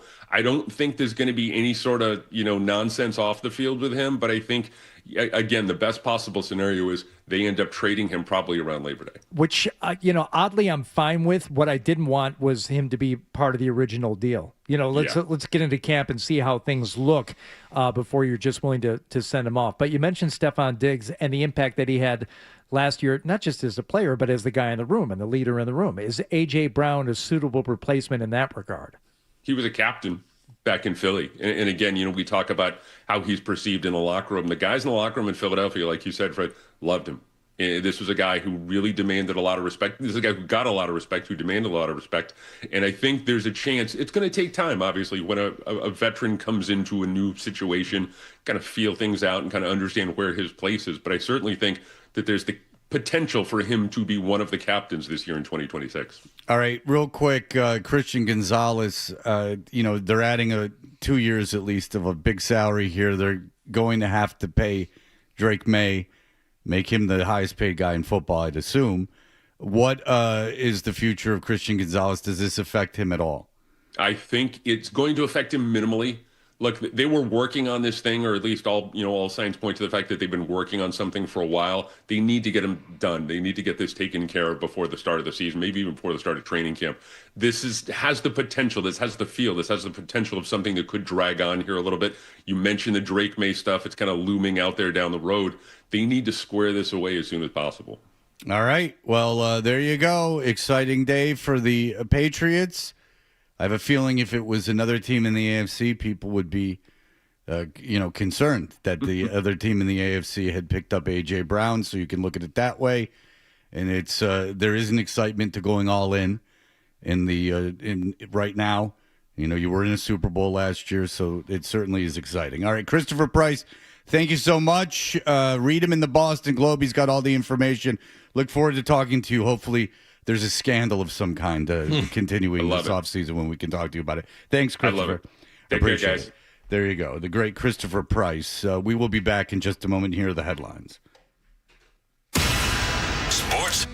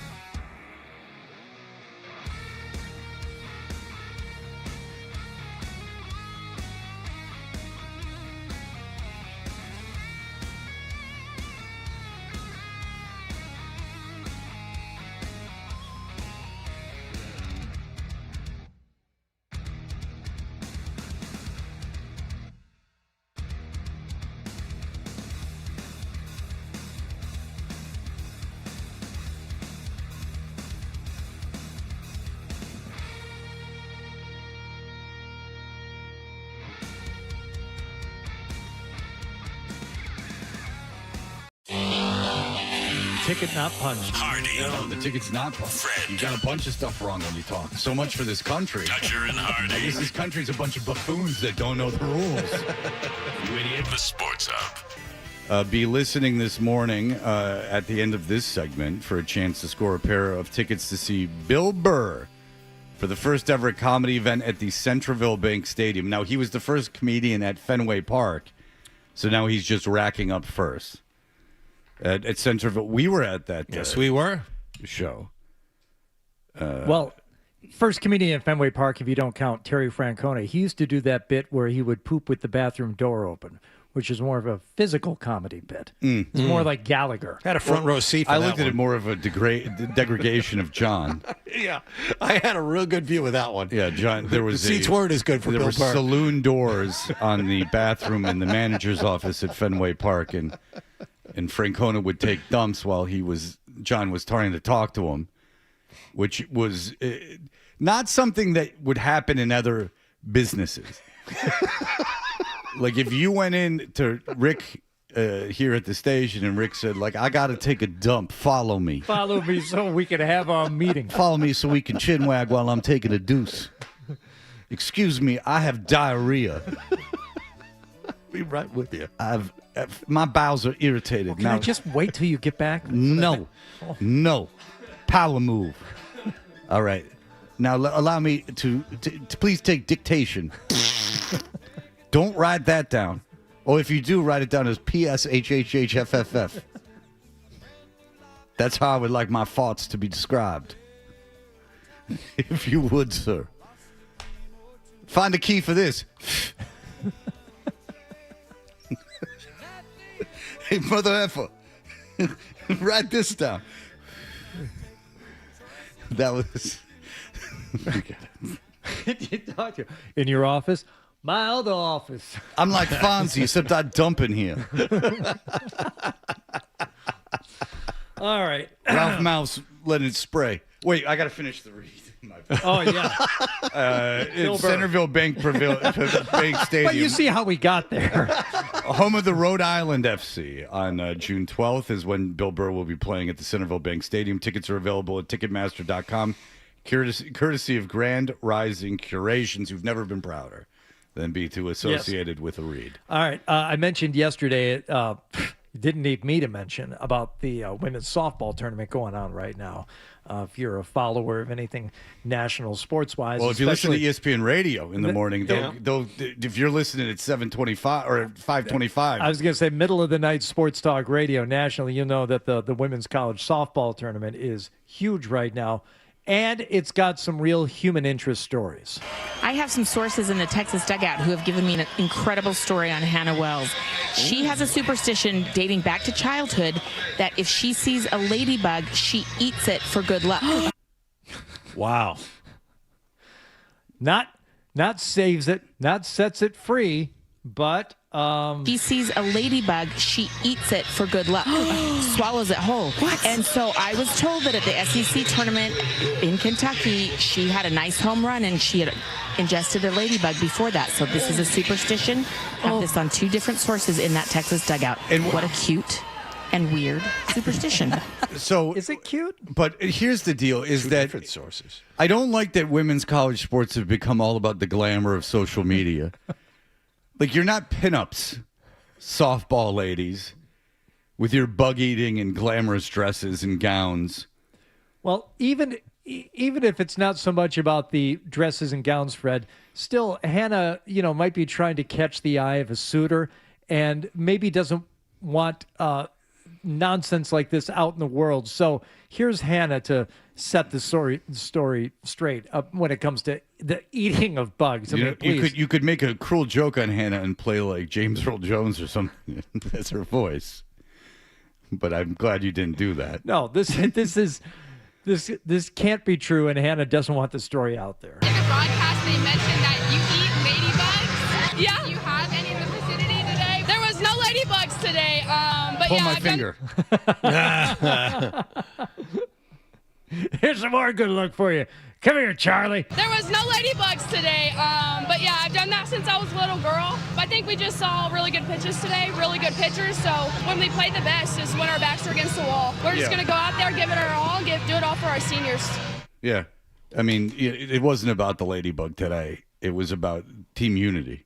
And seeing the pitches.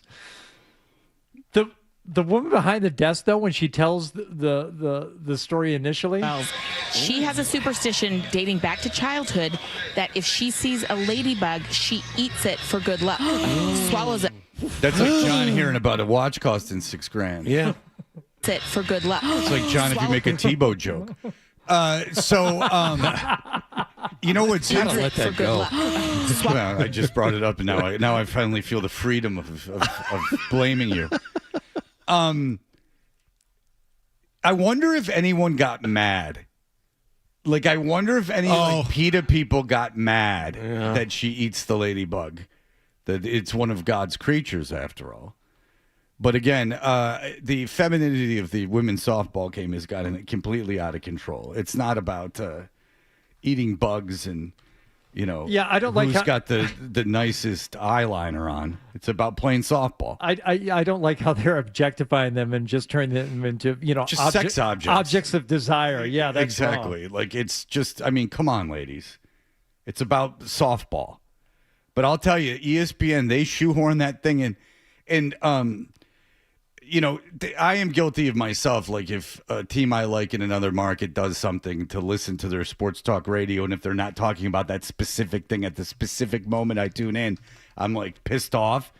And then I realize, like, what the hell am I thinking? Like, I don't program this thing. They've got to do 4 hours of radio, and I want them to talk about the particular thing I want them to talk about at the particular time I'm listening. That's ridiculous. But I can tell you this. I don't care about women's softball. What? Shame on you. The scores, and then they tease the women's softball results before they get into the big story of the day. So they'll go, Texas beat Texas, or is facing Texas A&M or whatever is happening, and the women's softball final again. Myles Garrett was traded. Like, so they lead into the Myles Garrett news with the women's softball news.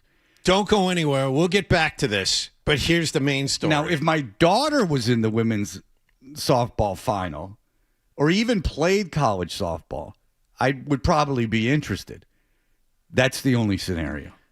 If you have a daughter playing at a high level in that particular sport, I would believe that you would be more interested in it. But Fred, this just shows your misogyny and your chauvinism, because you're all in on men's softball.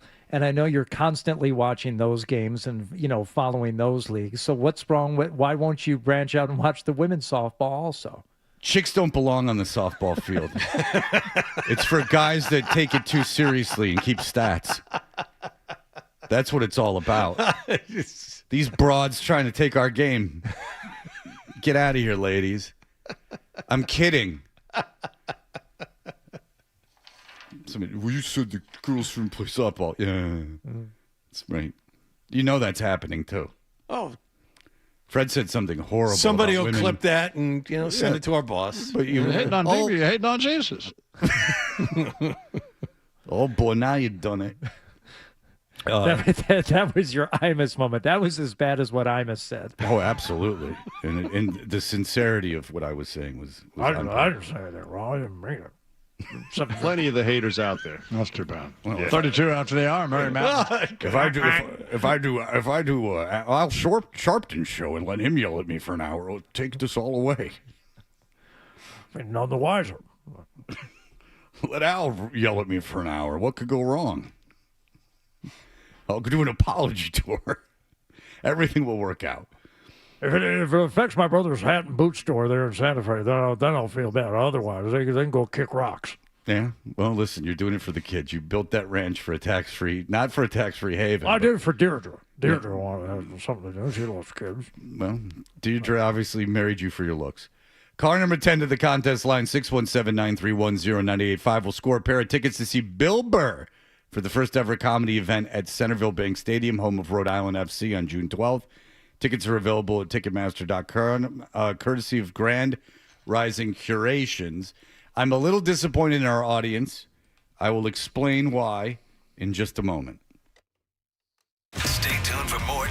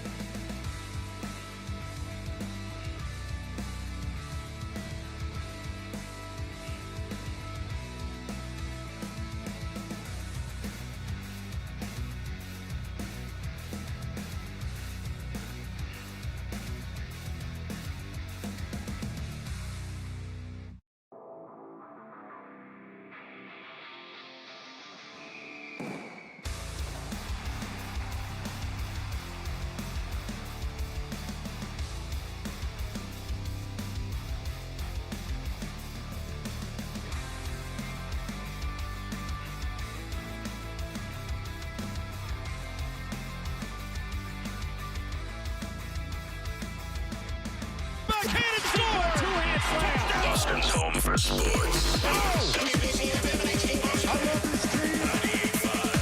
Sports Hub, a Beasley Media Group station. Sports Hub headlines. Patriots made their expected trade yesterday, getting top wide receiver A.J. Brown from Philadelphia for first and fifth round draft picks. He will be 29 years old at the end of the month.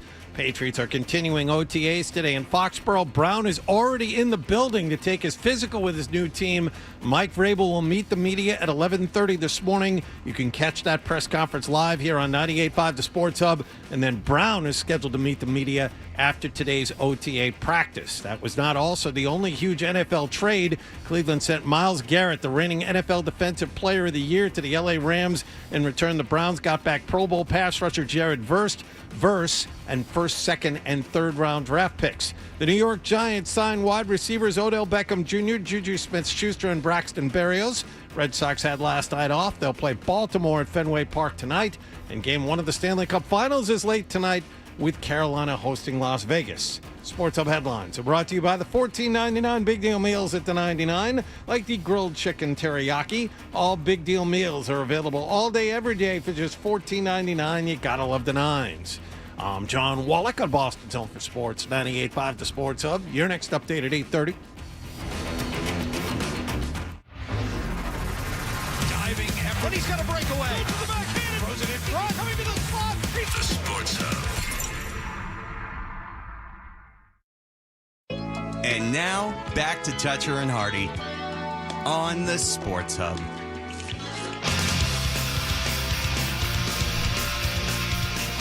Hey, we are Toucher and Hardy. You can watch us on YouTube. Subscribe to 98.5 The Sports Hub on YouTube. I'm a little disappointed in our audience because I actually had to hear this on the Howard Stern show. No one sent this to us, and this is right up our alley, and it involves sports. John, notice you didn't put the French Open on today. I did not put the French Open on today because there is no one I've ever heard of playing anymore. All the top seeds are pretty much gone. Have you ever heard of French tennis player Arthur Gay? I have not. I have not. J. How do you spell the name? G-E with a fun thing over the E, and then A. G. Oui. G. Oui. G. Well, he was in the first round. He was playing up. Have you ever heard of Karen Jakavaga? Jakavaga is good. I'm asking you. No. It's a man named Karen. Okay. Hello. Excuse me. Hello. Karen Kachadnov. Huh? Okay. You ever heard? No. Well, it was intense heat there, 88 degrees, bearing down on you on the clay, unforgiving clay of Roland Garros. Mm-hmm. We're talking France here. And this is a French tennis player. He's probably got family and friends in the crowd. And you don't think about this, but tennis players are out there, it could be 3.5 hours. And what happens over the course of 3.5 hours? You're running around, you're consuming a lot of electrolytes. They always have fun little bottles full of colorful liquids. You see that. Yeah. Doesn't stop them from cramping up. Bunch of pussies. And they're out there, but for 3.5 hours, you might have to go to the bathroom. But you can't just walk off the court and go to the bathroom. You have to ask the umpire permission. Yep. It's like school. You have to go to the umpire and you go, I have to potty. And then the umpire cruelly can challenge you leaving the court and going to the bathroom. Now, John, I don't know if you know this. You have been to the U.S. Open. Mm-hmm. Have you ever seen... Now, you saw Francona go potty in front of you. I did. Have you ever seen where they go potty at Forest Hills? I have not been to a match where that has happened. Well, apparently, fellas, every court has a small toilet located stage left or stage right. That there is a way to go to relieve yourself during a match. They don't want you going on the court, but you can't just leave. You have to ask permission. Now, with pee, obviously, it's not such a big deal, You right? just say I have to go make water, but decorum is at a premium in tennis, so you have to use code. You have to say, we got a Honeypot Hill situation. But so if you have to pee, I mean, worst case scenario, you just let it fly down your leg. I mean, you're sweating like the dickens. It's 88 degrees outside. You got tighty whities on. You gotta let it pee. You can pee. You think? Oh, I imagine that if in an intense match when you're sweating like that and like you're just coated in water, that you could maybe release some urine without anyone being the wiser. Yeah. I mean, you know, when I was a kid, I If you was. think about it, yes, I'm sure it happens daily. Yes. Scoop up that clay and put it in a nice Ziploc bag for me. When I was a young man, they had me in a Speedo for a swim meet. That's hot. And I was so nervous, a little trickle of pee came out and got into my Speedo. So I false started on purpose, which I look back on with no shame. I do look back on it like, well played, young Fred. Just to wet the entire suit so it wouldn't be noticeable anymore? So, because I was at Woodbrook Swim Club, I mean, there was a lot of pressure on me. Did you get to, now after a false start, are you allowed back on the blocks and give it another shot? Yes, you were allowed one false start in the competitive Metro Detroit swim meets for youth, which I would often get a participation ribbon in, which I would then proudly display on my wall like a loser. My participation trophies, which is why I'm such a weakling, is because I was given those. But what happens if you gotta make brown poo? You got real bad rhea. What happens? So now I'm on this court in front of everybody. I'm a French player named Jay. I got two first names, Arthur J. or Gia or Gay.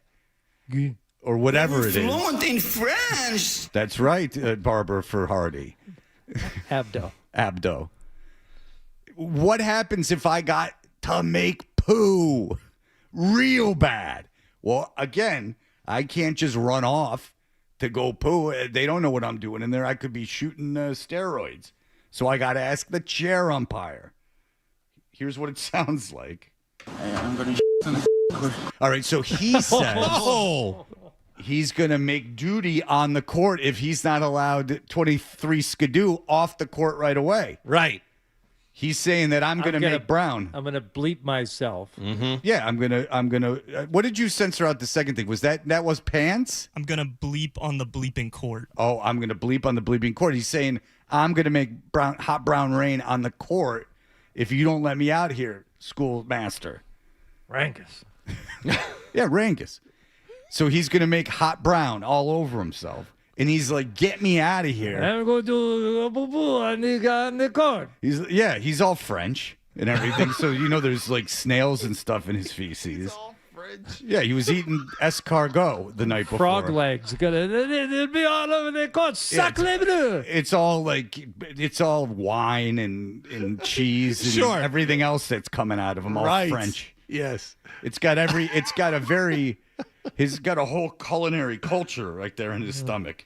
But anyway, this guy's got diarrhea. So, but it is interesting to me that you have to get permission, and this is a lady too. He's got to tell the lady that he's got to make diarrhea. And he says as much. He doesn't hold back because she's at first, this is true. I'm not kidding. She at first is like, no, you can't go. Like, you can't go to the bathroom. I'm not going to let you. Which has got to be a good feeling. Like, you're up there high on the chair and he's looking up at you. Yeah. Like, and he thinks he's a hot stuff and you're like, no. You make it in your pants. I would like to see that. You make. I saw you. You were very rude at the beginning of this, and now I'm going to make you make brown in front of all your friends and family here in France.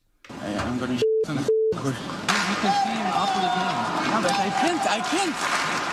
Just explain the situation. Yeah, she's like, I hold it. She's wait till after the game. They're in the middle of a game. Yeah, she's like, hold it. Like, you got to hold in this diarrhea. Yeah, it's 30-15. You got to suffer through 2 more points at least. Perhaps it's deuce.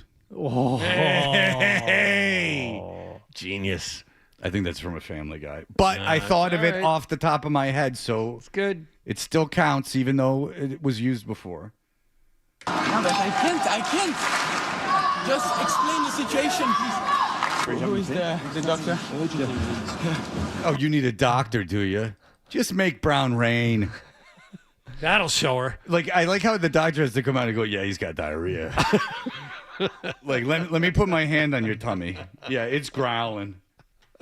Yeah, this guy's not faking it. He's got diarrhea. I put the cork in, but it is about to come out. Yeah, it's Tony Saragusa duct taped his cheeks together. That's a Tony Saragusa story. He was playing for the Ravens. Yeah.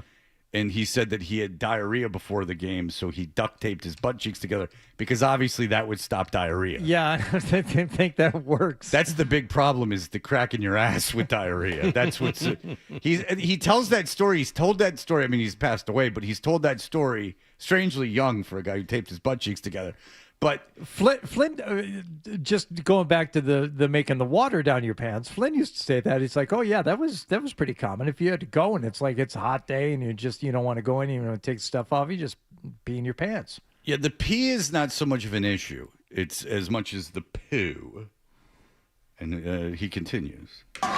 Who is the doctor? I'm going to He's like, yeah, doctor, listen, if I could just talk to you at your level, I'm going to S. Doctor, if you could give me your medical okay, I got to go blow up this toilet. It's going to look like a Buc-ee's in Levittown, Pennsylvania on a Friday night. I can't give you extra time. Is that for a medical reason? Or? Yeah, Do we know anything about that? Yeah, do we know anything about that? Do you know about the feces exploso? Do you know about anything about the diarrhea? Yes, it's very good. I like the diarrhea. Let me see. Make it prove. Yes. Oui. No, he has some stomach problems. I have diarrhea. You speak French? J'ai la et j'ai envie d'aller aux toilettes, je peux plus bouger, je vais sur le planche. I don't know anything. You can sit here for now. Yes, if it's urgent, he can do that. Okay, so the doctor gives him the go, but he had to really humiliate himself in front of the chair judge. All right, this just in. Sent to us by Bert Breer. John was speaking. Don't worry, John. It's nothing bad. John was speaking. He did a charity event yesterday, and it went very well. But you'll recall, John was asked to do career day at Natick Elementary School. Middle school. Frank. Middle school. Well, it looked elementary school here by what was posted. This does not look like middle school work. Yeah. But okay. So John was asked to speak at a middle school, at Natick Middle School, and then at the last minute, he hadn't heard from them, and he goes, hey, what's going on? Do you still want me? And they're like, oh, no, we don't need you. We have Mark Capello. And you say, who's Mark Capello? And they say, he's the guy that holds the microphone for the station at press conferences. Right. He's the guy who puts his hand on Zolak so he doesn't spaz out too much and overwhelm the calls. He's the get back guy in the booth. Mm-hmm. So John was bumped from a career day that he was willing to do. His kids are out of that school. He was willing to do the career day. Yep. And they bumped him, and they just said, no, we don't need you. We got someone else to do it. And they're like, hey, congratulations. And John's like, what the hell? Like, I had put this time aside to go do this, and now you're bumping me for a guy that works at the same station as me. And he doesn't have a kid there either. Does he even have kids? Yes, he does. He has three of them. Yes, he has kids. Oh, Jesus. Three, not just one, Fred. I apologize. That's one more than me. He says, I did career day at John F. Kennedy Middle School in Natick 2 weeks ago, and I was given thank you letters from the kids. This is one of them. This is from Breer? No, this is from Mark Capello on Facebook, but Breer sent it to us. Okay. This is one of them. I thought it was very nice and happy to hear I made some sort of impression on the kids. One kid was more fixated on my Super Bowl ring, which I brought for the show because Mark Capello obviously won the Super Bowl for the show. But this thank you note meant the most. Thank you, kids, for listening to me. I enjoyed it very much. Shoot for the stars. And, and that will be made possible if they can keep these foreigners out. Capello has a Super Bowl ring? Yes. A, quote, Super Bowl ring. Well, I mean, even the staff ones are pretty nice. There are people that don't get them. I think they're the equivalent of that Omega watch you're wearing. If anyone wants to go back to the 7 o'clock hour, Hardy's wearing a... It's an Omega. Yeah, he's wearing a real counterfeit watch over there. Super clone. The future is bright. File under the next generation. No.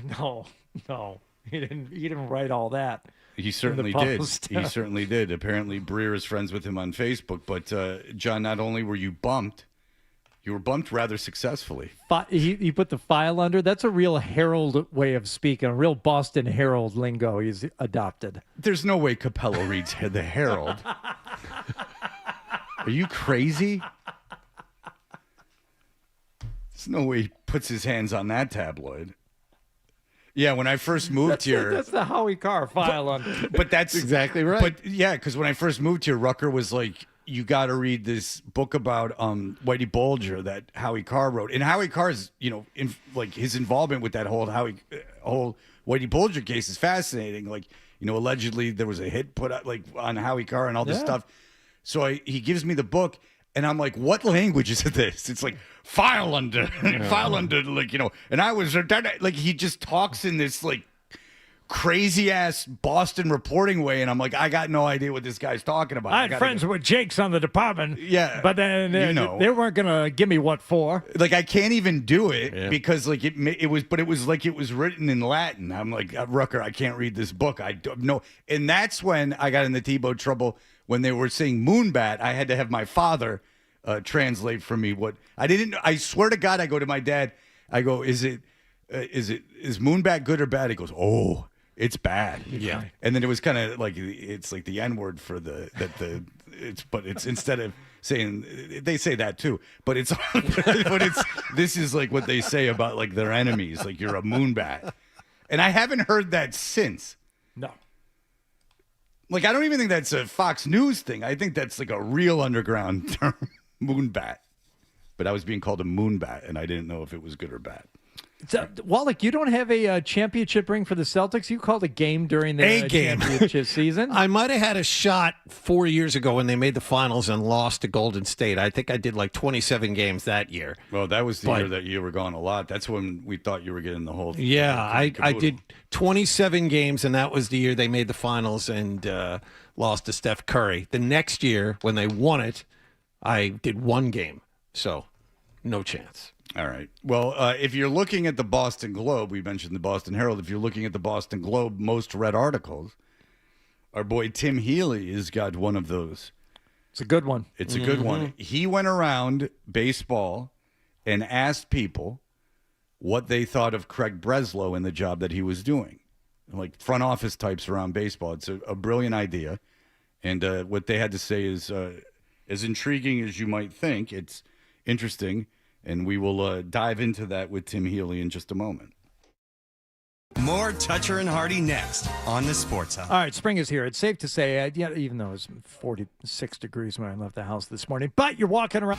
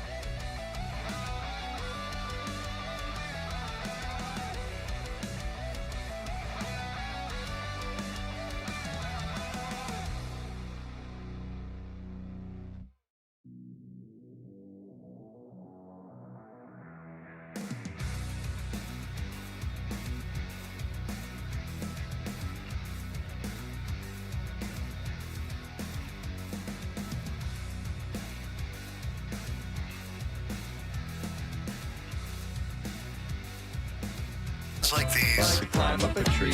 You know. We're the best friends that can be, my buddy and me. Now, more of your best morning buddies, Toucher and Hardy on the Sports Hub. I think you have to separate, kind of where are we in terms of the standings versus where are we in terms of where we think we should be based on the talent of the team. And we have confidence in the players. We have confidence in the staff. We know that we haven't played as well as we had anticipated. Oh, the Japan droids. All right. Craig Breslow is a guy who's been under fire as the Red Sox are not good, and he is responsible for putting them together. Tim Healy covers the Red Sox for the Boston Globe. Tim Healy, hello, sir. Hello. Thank you for joining us. Thank you. All right, you have a very interesting article.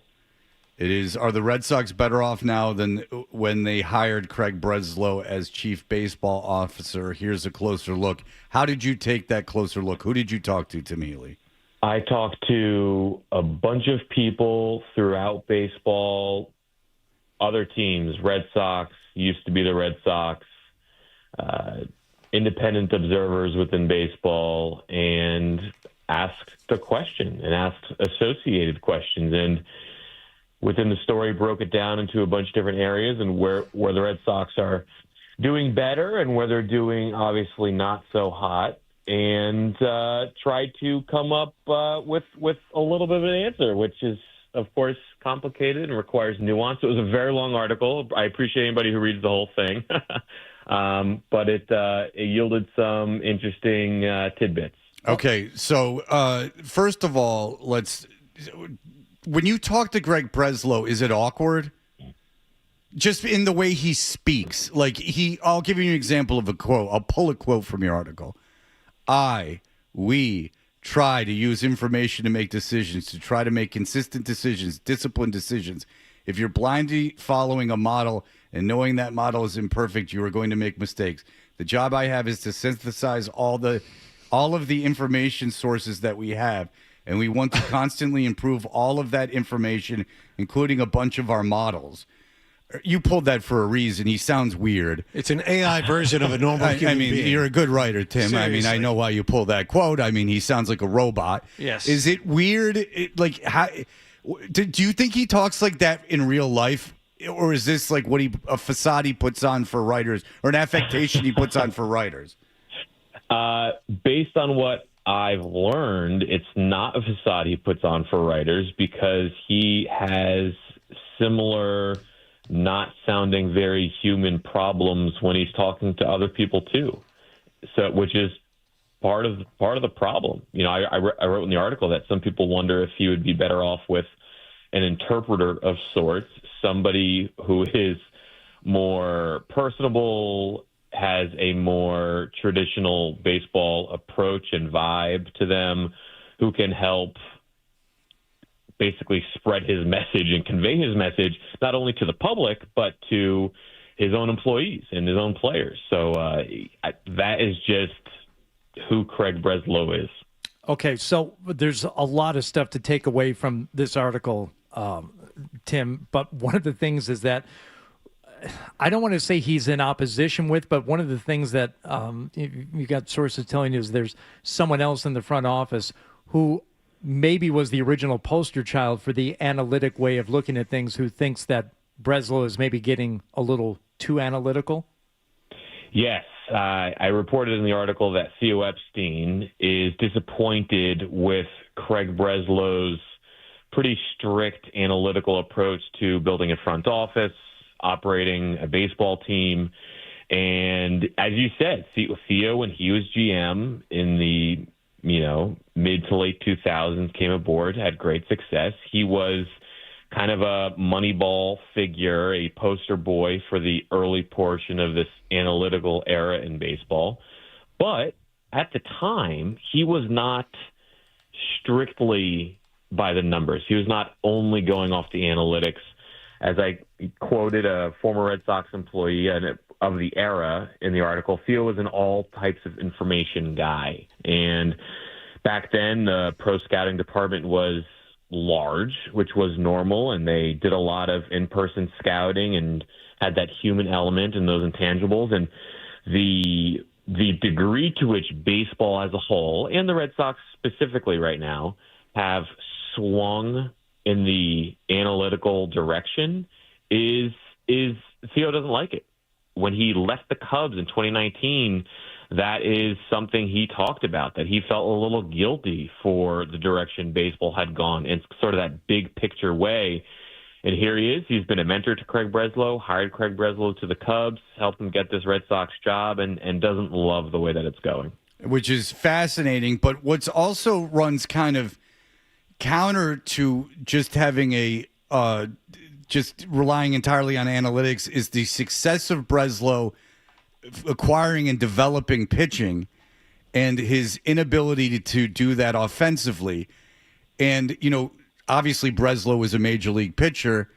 So it would stand to reason that if that's the case and there's a big success rate with pitching and not with offense, Breslow can't be just using straight analytics for pitching, right? Like there has to be some feel that he has for that. Or am I off base?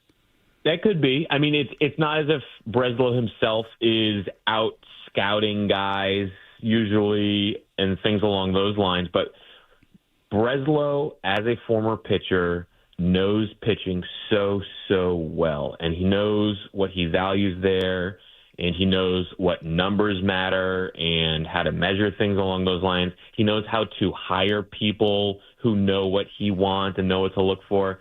And by all accounts, the pitching stuff is going really well. Peyton Tolley, Connolly Early, he's got some others in the pipeline.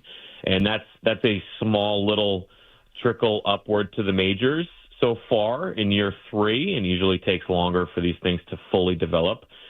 And on the flip side, as you said, the hitting hasn't really panned out. And some in the industry wonder if it's just because he doesn't know that side of the game as intimately as he knows his own side. And, 3 years isn't a ton of time to try to measure this sort of stuff, but take the big 3, for example. It's been a year since they debuted, and they aren't contributing to these 2026 Red Sox the way the Red Sox expected them to. Rowan Anthony, great half season last year. Slow start this year, then got hurt. I'm not too worried about that, to be honest.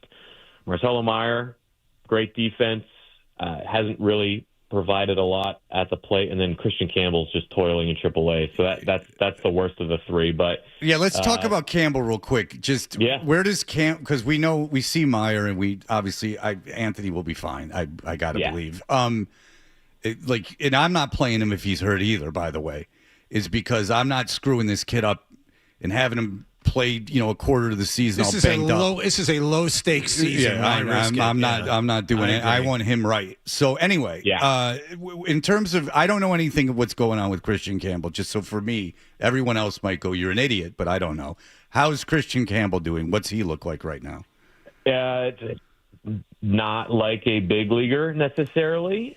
It's June now. We're back to June, and it was middle of June last year when he got sent to AAA. And last year, for the rest of the year, he grinded through it. And then there was so much talk over the offseason and early in spring training about how he reworked his swing and he got back to what he was doing. And Christian Campbell's going to be back, and that just hasn't really been the case. He's had stretches of good games with Worcester, but he's not exactly beating the door down. I mean, look at the roster as it exists now for the Red Sox in the major leagues, and all the guys who have come up, and some of those guys who are having some good little runs.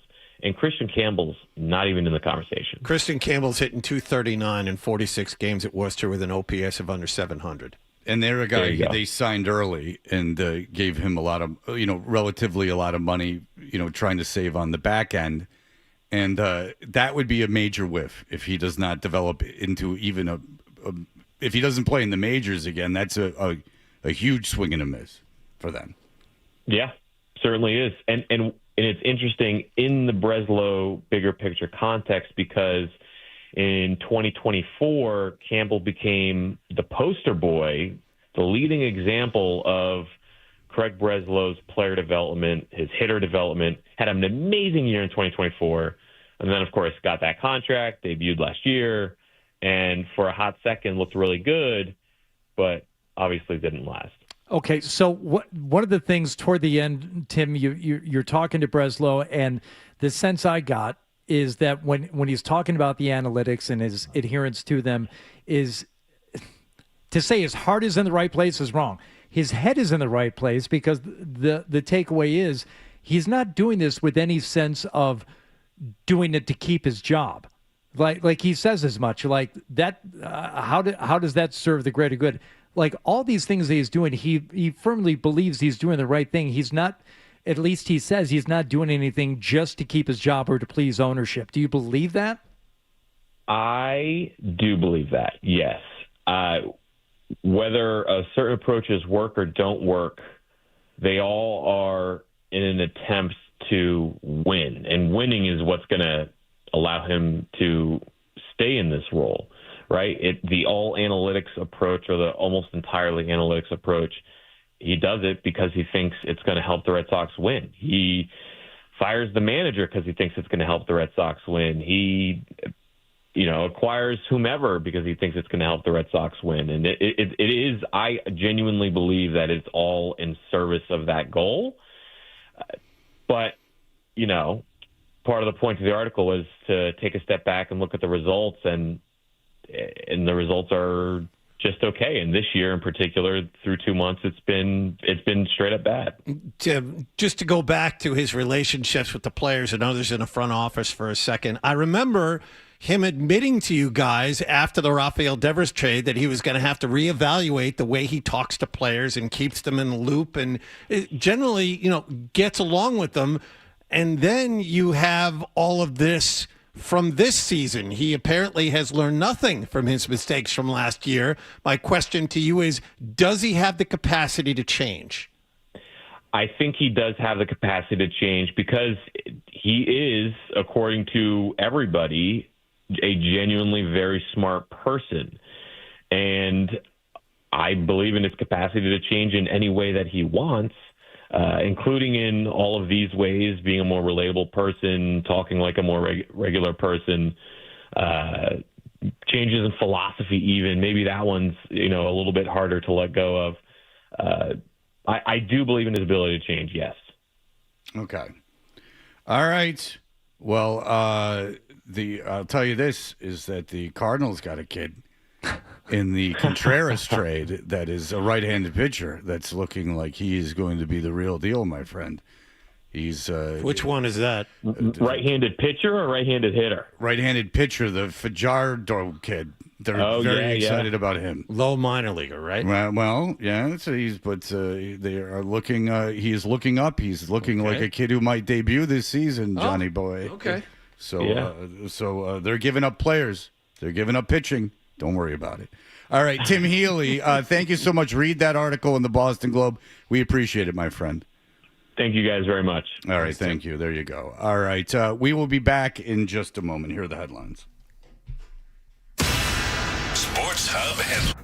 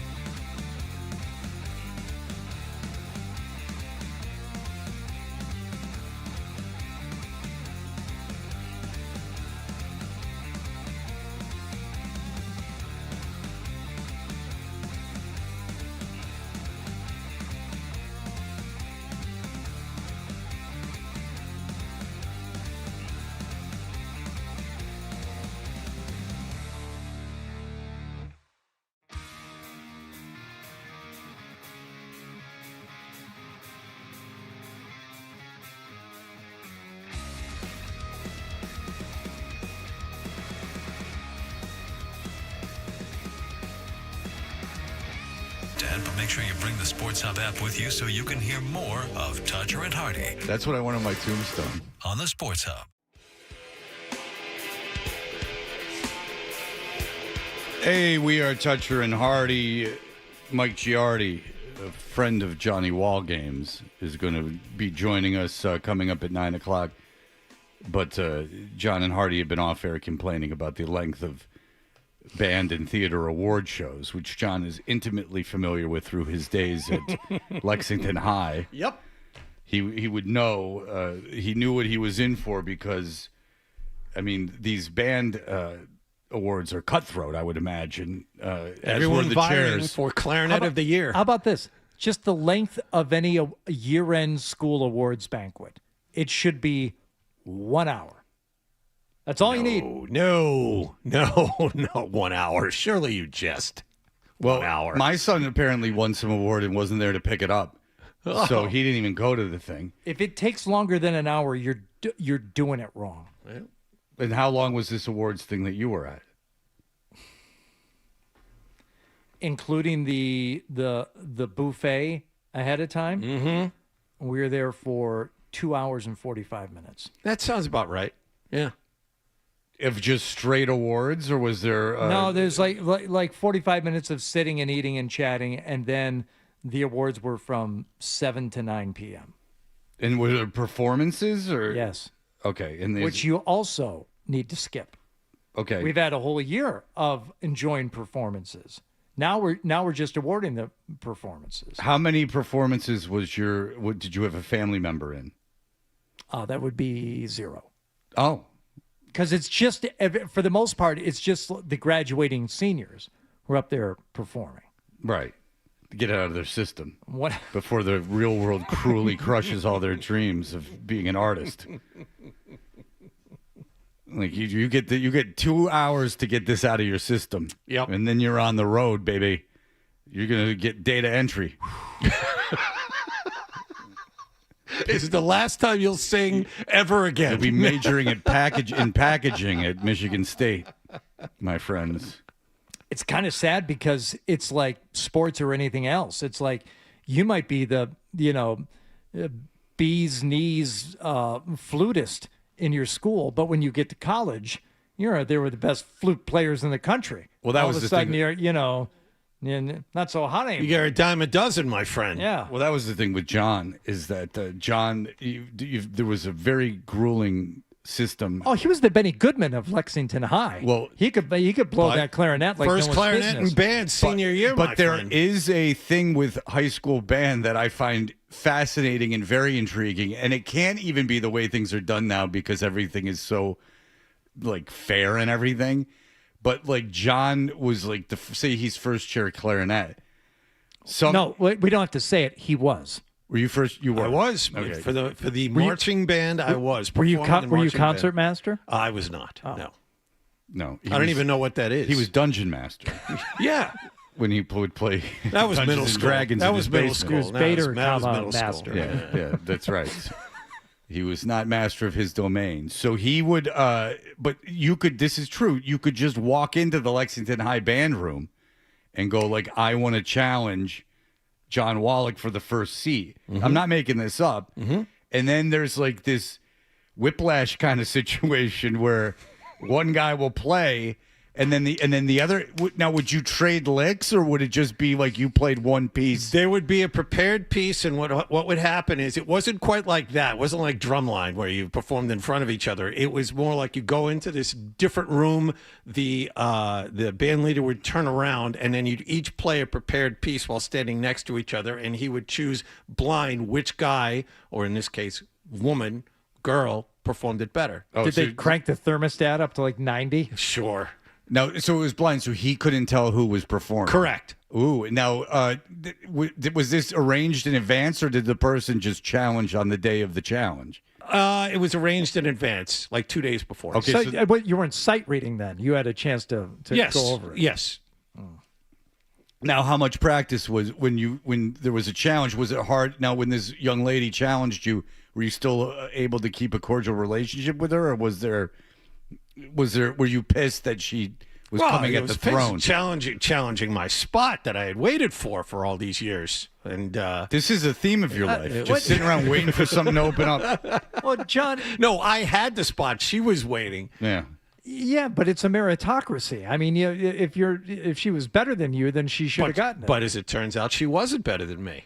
How long did fought you off the challenge? So for 2 days, were you hitting the net? Like were you really laying into it? Practice the piece, yeah, to make sure that you were on it. Your T's were crossed, your I's were dotted. Now, did he decide right after the performances? Yes. Okay. Immediately. What was the reaction of the girl when she found out that you were indeed better than her? She was not happy. Not happy at all. But she was a junior, man. Did she call BS, or was she like?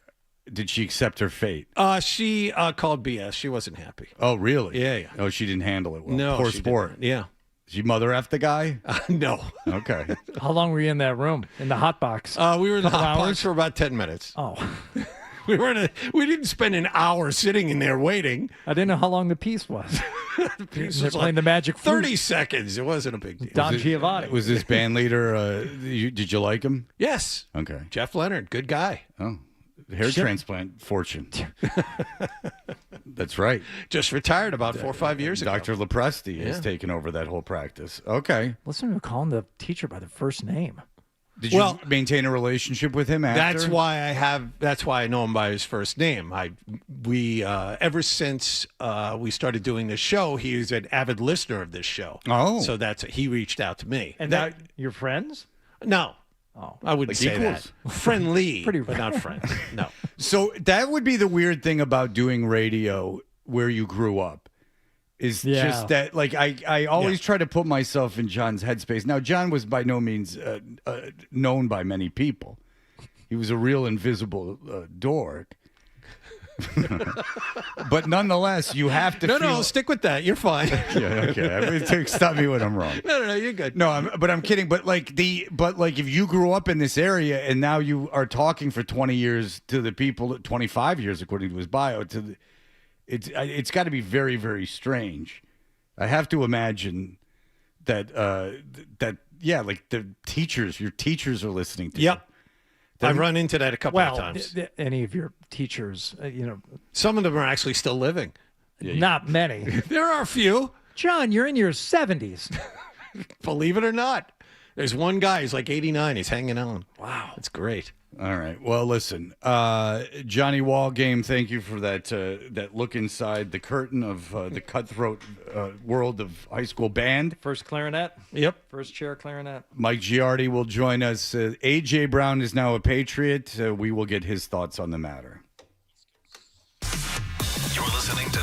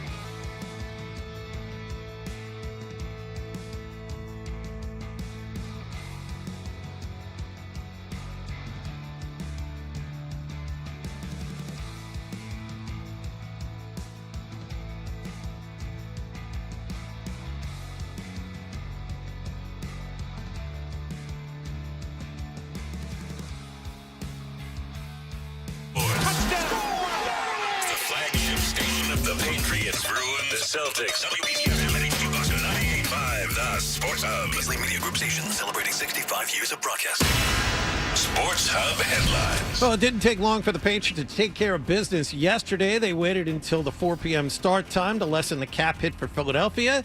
And then shortly after that, completed a trade for Eagles top wideout A.J. Brown. In return, the Patriots sent back a fifth-round draft pick next season and a first-rounder in 2028. He is already in Foxborough today to officially complete his physical with his new team.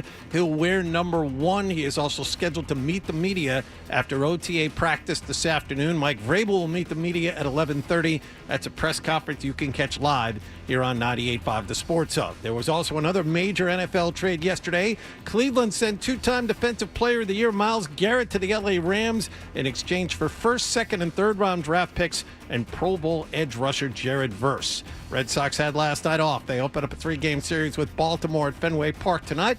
Connolly Early will make the start. And Game 1 of the Stanley Cup Finals is tonight. Carolina will host Las Vegas.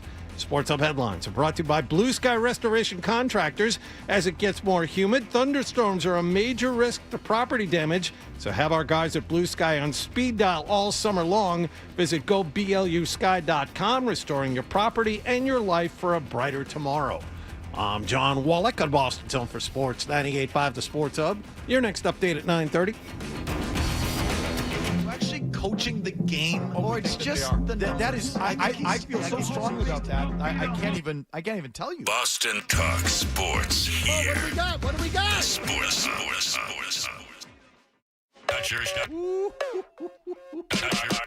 Kaboom! Did we all just take acid? It's unbelievable. Like you, Fred. I'm not worried. The trade itself is unique in that it's like the worst kept secret in the league, and it actually happened. These usually don't work this way. Like, it was the biggest topic at the combine. Everyone was like, A.J. Brown's going to the Patriots. Then in free agency, the Patriots aren't going to break the bank on anyone but Romeo Doubs. It's because they think A.J. Brown is...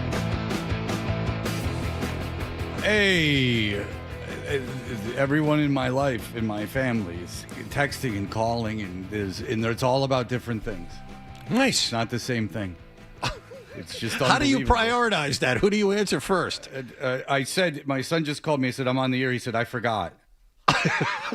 Well, Hardy has that same problem. I've got.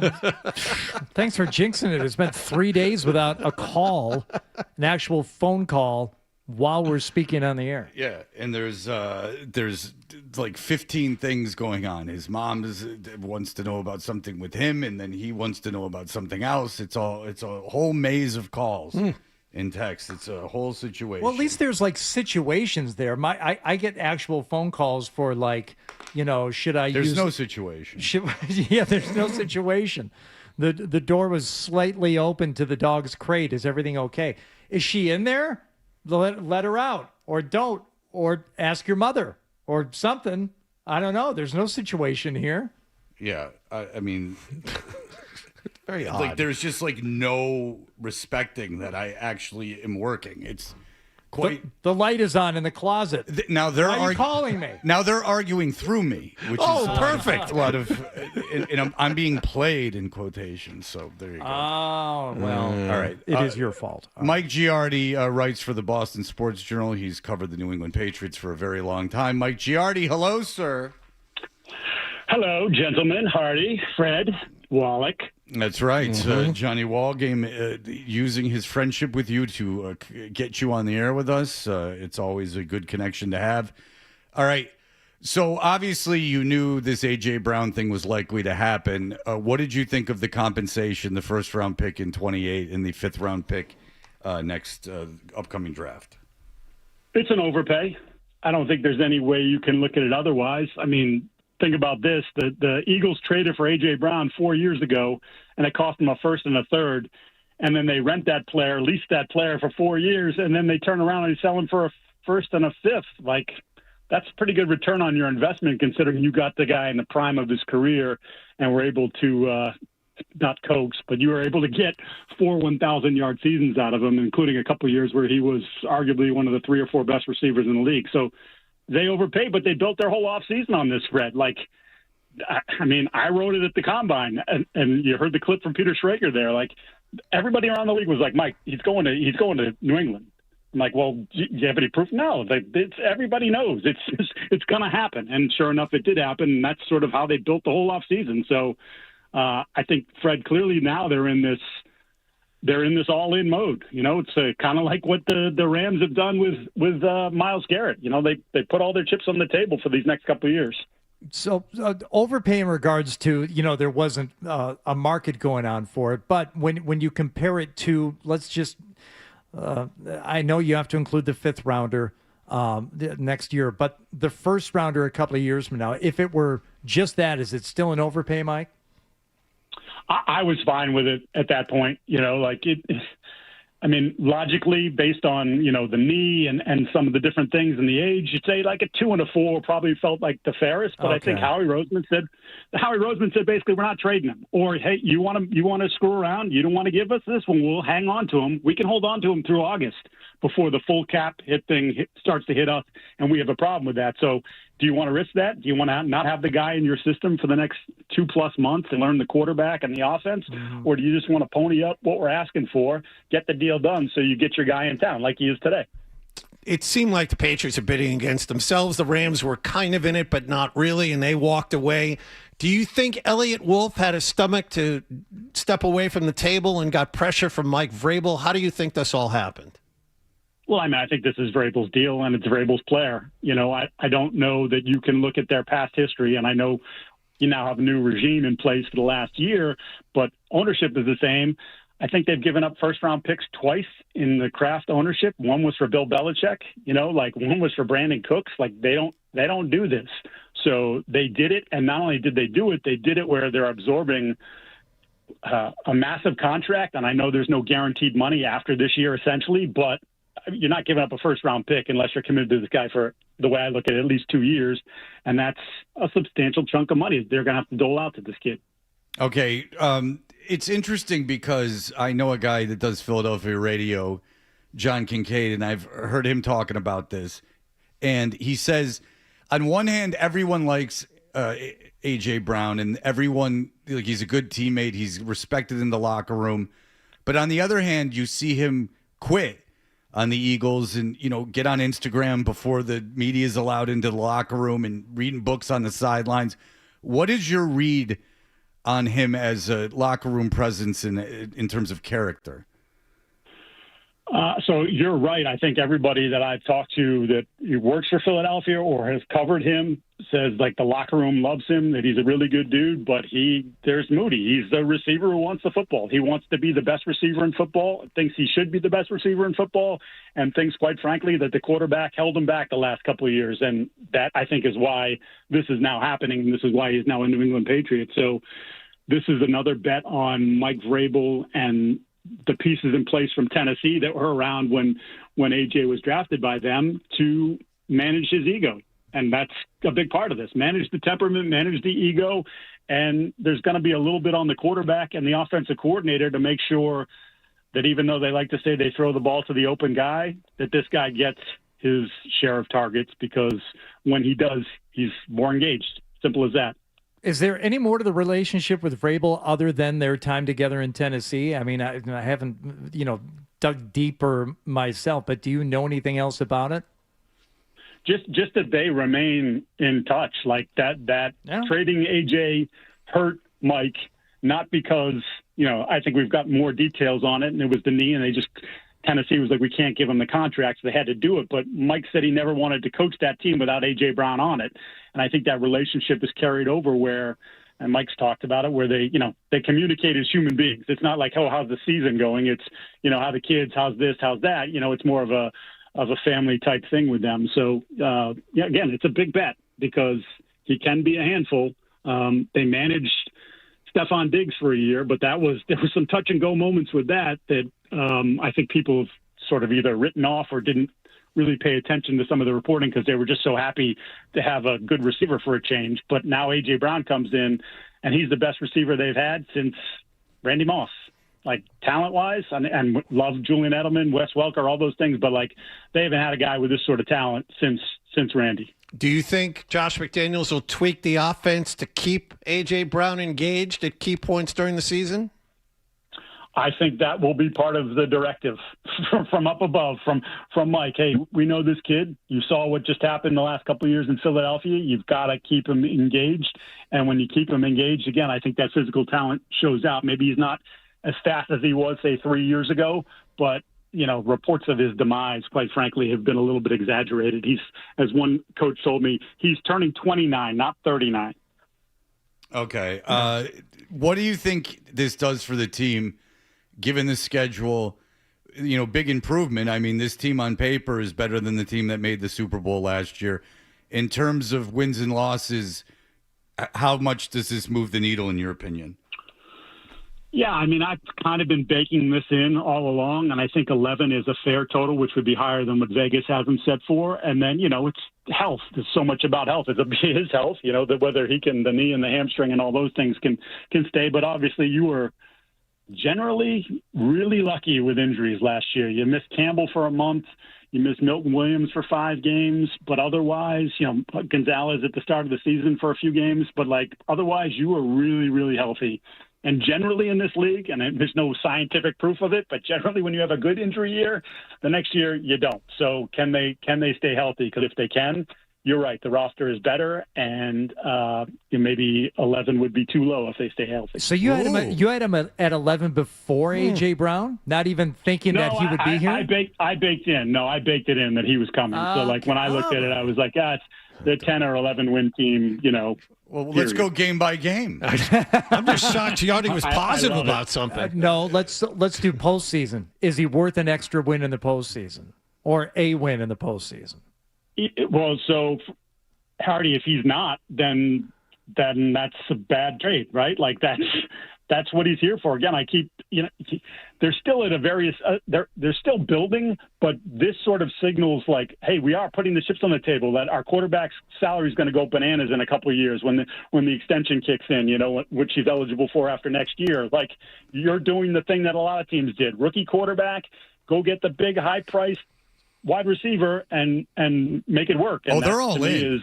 They're not building anymore. I mean, they're all in. I mean, You're giving up future first-round picks. I mean, what else could you do, Mike? I mean, it's right. You lose in the wild card round. That's now a bad season. Right, because you've and then you get into this situation where how do you recoup that 2028 pick, and that's where we are landing with this. Where does this? How does this affect the way they do business? Obviously. Let's just be under the assumption they signed Drake May and he's the highest paid player ever when they sign him. Or it doesn't really matter if he's the highest paid player. He makes a lot of money. They know that's on the horizon. They brought in A.J. Brown to win now.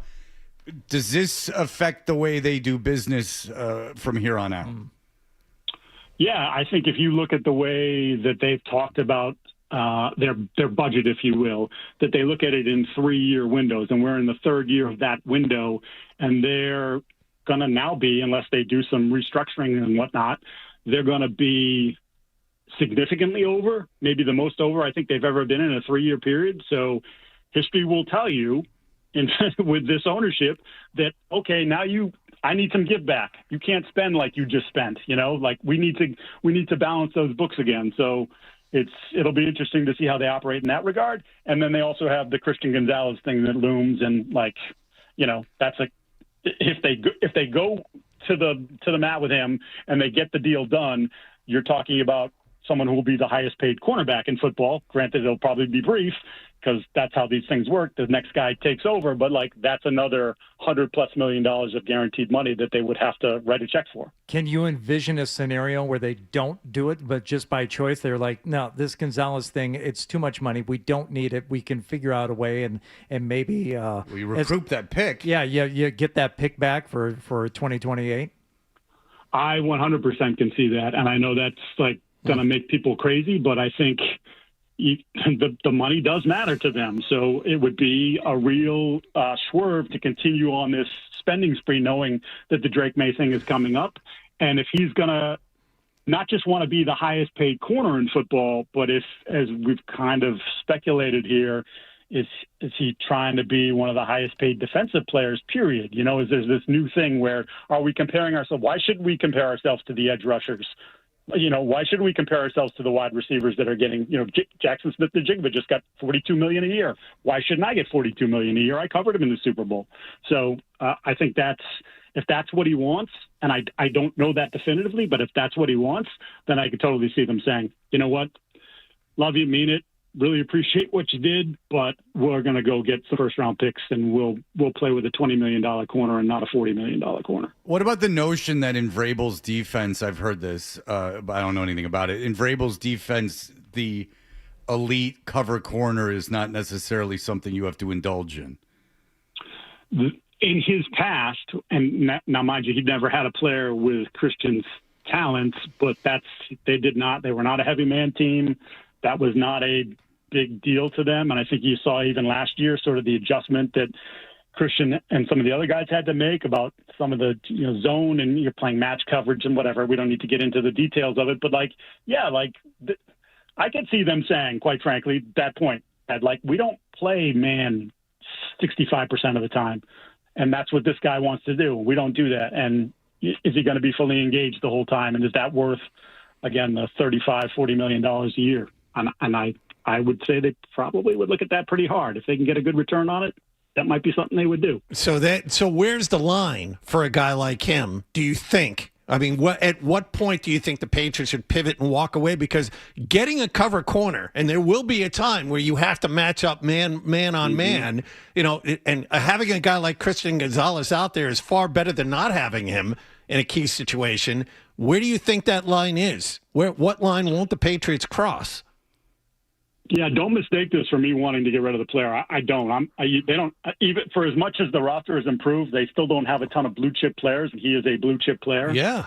But you do have to balance the budget, and you do have to look at it and say, or at least they have to. I don't care about their budget, but they have to balance their budget. That's part of their thing. And it's like, can you afford to give Drake May $250 million guaranteed, this guy $110 million guaranteed, Brown's going to make $55, $60 million over the next 2 years in cash? That Milton Williams has big money, Christian Barmore's contract goes up. There's all these different things. Do they get to a point where they go, we can't pay 3 or 4 guys, X percentage of the salary cap, and is it good business to then turn around and do what, say, the Jets did? And the Jets were just breaking it down, but trade Sauce Gardner for a haul and get 2 first-round picks. And, now you can throw another dart and try to draft a corner. And in the meantime, you make do with what you have. Yeah, and you want to emulate the Jets as much as you can because totally because you want to acquire picks. Successful program. What you do, Mike, is you acquire picks, you draft players, then you sign them to extensions and trade them for draft picks, and everyone else gets the players. Sure. And you get to always have that little carrot dangling that you control the next year's draft. It's a tremendous modus operandi. Chess checkers. Checkers. Listen, you got 3 picks. You get Garrett Wilson, Sauce Gardner, and Jermaine Johnson, and then you turn around and you end up with 2 picks 2 years later, 3 years later. It's all cyclical, baby. I was covering that draft for the NFL Network, the cheap NFL Network, and they were giddy at Florham Park. They could not believe, and they got Breece Hall to start the second round. We just transformed our football team. And then you're right. A few years later, you Quinn is not on the team anymore. Sauce isn't on the team anymore, and now it's look to 2027, baby. The 2027 draft, 3 picks in the first round. It's going to be elite quarterbacks until they suck this year. So it's going to be fantastic. And then Arch Manning's going to go back to school. All right, look, watch they'll win 8 games, and then they'll be right in the middle. They'll have 3. They'll have the 20th. 21st and 27th pick in the draft. Yep. All right, very good. They'll get the 7th best quarterback in the draft. Yeah, they'll end up with Dante Moore, which they should have gotten this year. All right, anyway, Mike Giardi, I can always pivot to the Jets. But listen, when you talk about trading play, that's why the A.J. Brown thing, if I'm a Patriots fan, is okay, good. Because there is, there are teams that are bad teams, like Cleveland. They're always, draft and develop. And I used to always bang that drum, but then you look at it and it's even when you hit in these drafts and you hit with guys, a lot of times the scenario is that you just flip them for picks in the future and you're just in this constant cycle of flipping and turning it over. Sometimes you just got to go in and win now. And look, if you got a quarterback on a rookie contract, it seems like not the worst idea in the world. Worry about the future later. All right. Well, Mike Giardi, thank you. I just spiraled. Read him in the Boston Sports Journal. Thanks so much for coming on with us, my friend. Thanks, guys. Thanks, Mike. There you go. Keep being mean to Wallach. Yep, that's what he's good at. But it's seriously like, worry about the 2028 draft in 2028. Like, don't worry about it now. It's just, I've seen it too many times, is that you win the draft, I mean, all these bad teams are always winning the draft. Cleveland won the draft. The Jets won the draft over and over again. And even if you do draft good players, I'm telling you, you end up, they play with you for 3 years. They play well, you don't win. And then you end up flipping them for picks 2 years in advance. And then that old exercise gets itself going again because you don't have a quarterback. If you have a quarterback, you might as well try to win right now. Don't worry about that. Now, the problem is if you don't win, then you're in dire straits because you've given up all these assets, but you can't play scared. This is a development in my philosophy of football. It really is. I used to always, poo-poo these short-term moves, but I think things have changed. I think that if you have a quarterback in the NFL, an elite quarterback in the NFL, you push all the chips into the table and gamble as much as you can and push things down the line as much as you can. I like it. And the other part of it is you make a trade and get a player back that's proven in addition to picks. That's what Cleveland did with Myles Garrett. They got a good player that will help immediately in addition to that first, second, and third round pick. We talked about it a little bit, but that's the part of the Myles Garrett trade that I don't understand. I don't understand why you give up a young edge rusher.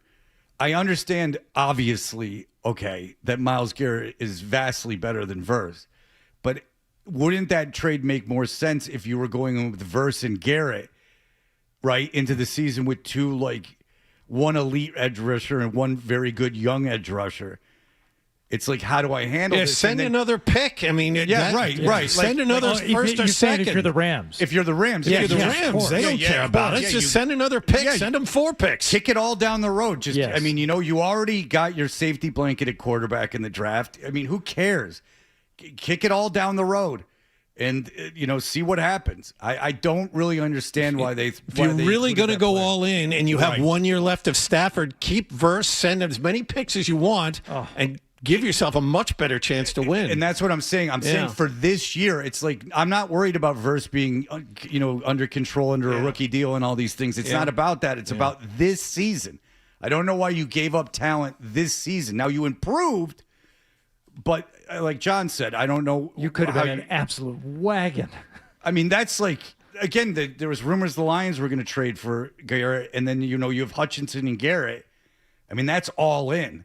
You're saying, look, this isn't going to last for very long, and but we can't afford to do it. It's going to be really fun for a year or two. But for 1 year, good luck. You're not going to score on that team. What defense are you running? I don't know. We're just going to have the guys stand around and let those two go after it. All right, we're going to get 2 400-pound guys to sit in between them and just stand there and take up space. All right, we'll be back in just a moment with our award-winning email segment. You're listening to Toucher and Hardy on the Sports Hub. All right.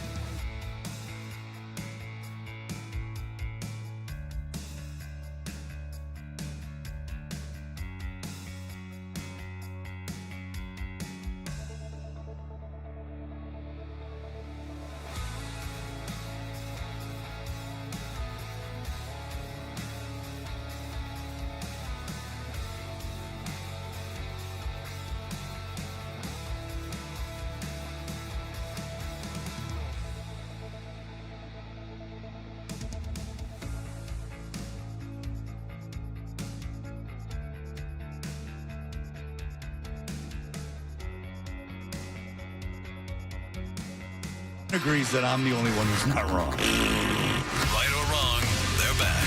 Toucher and Hardy on the Sports Hub. You know, I got an idea for a bit. The email bit. We should do the email bit. It's a great idea. Let's do the email bit.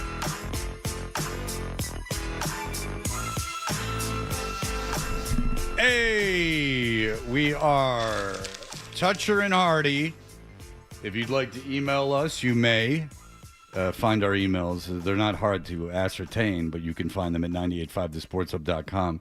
We'll be making exciting videos after work expressing who we are. Nick will be filming them. So who knows if those get loose, to be real. Of those, it'd be viral content for weeks. Nonetheless, if you'd like to email us, there's that. If you want to follow us on social media, at Toucher and Hardy and at Hardy985. I am only on Instagram, for I am not at Twitter. I make big mistakes, so I am on Instagram. There's many layers before you can post, and that seems to save me, at Fred Toucher. But who knows? I may have another meltdown. You can follow at Fred Toucher for updates.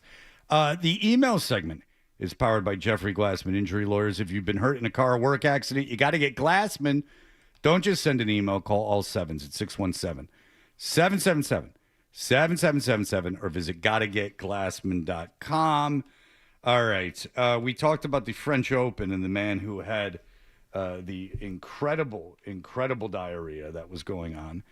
This guy, Kevin, says, played doubles tennis in high school for a South Shore public school. We would occasionally face the fancy Cape Cod rich kids. Are people that live on the Cape year-round rich? No. Not in my experience, no. I know one girl that was wealthy that was on there all year, but when I would go down there in the winter, it seemed like a very blue-collar situation. I enjoyed going to the Cape in the winter because there was like just a couple bars open and it was all the locals. I felt like a real local yokel. You understand? Yeah. We would occasionally face the fancy Cape Cod rich kids who had private lessons since diapers. One match, my partner and I had those moon bats, which is, again, the derogatory term I was being called by the conservative media for my Tim Tebow comments years ago. Down 2-0, and we're on the verge of a huge upset. Then the bubbles hit, full-on turtle head situation. I called a timeout and told my coach. He looked at me and said, "You got a turtle head poking out? Well, push it back in." Famous last words. We lost the next 3 sets, the match, my underwear, and every ounce of dignity. By the end, I was playing with half a Honey Pot Hill situation in my shorts. Never trust a turtle head that once out. That's from Kevin. If you were in a high school... we got a Honey Pot Hill situation. Because right now, it seems like I would just be, like, quit the team before I'd crap myself during a match. Like, I would just walk off the court. Especially a spring sport. Because, like, Newton North graduates today. Like, we have a friend of the family who's graduating. I'll be attending the ceremony. I'm a little honored that they want the family to come. So I like that. She's going to Rollins, as a matter of fact. Wow. This young lady. Did she ask you when she was applying to Rollins what it was like? Oh, yeah.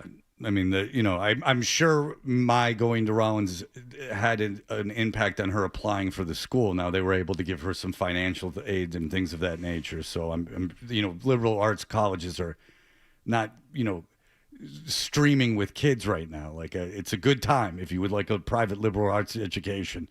The getting's good now if you want to get in. It's a pretty good situation if you want to go to one of those schools. You went to one, John. Yes. But, like, the tennis team is practicing at, like, Newton South, but they're graduating, like, this week.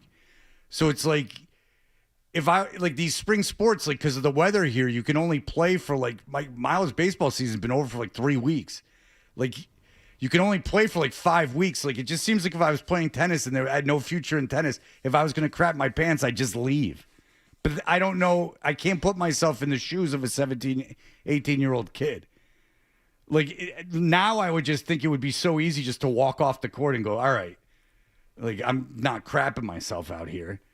Like, I'm playing Cape Cod in a, MIAA match that's really for no doubles. That's like for nothing. Good point. Like, yeah. Like, I know I want to, stick it to the rich kids, but, like, I'm walking off the court. But I don't know what I would have done. By that point, By my senior year, I quit the baseball team. No, I didn't. I'm quite confident I would have just. Did you quit the baseball team or not? I did not. I for a second thought I did, but the baseball coach did hit me, which was a whole situation. I was jazzing it up with some fans in the stands, and he pushed me down. It didn't hurt, but he started like butterfly punching me. Oh. In a non-fun way, but it didn't hurt. It wasn't like an assault. I wouldn't call it an assault, but it was a. My kids are amazed when we tell them the stories that were, commonplace when we were in school. About when I was in middle school, and if you were late to gym class, you got paddled by the gym teacher. And by late, I mean just like 10 seconds late coming out of the locker room after changing for gym. Mr. Weinert.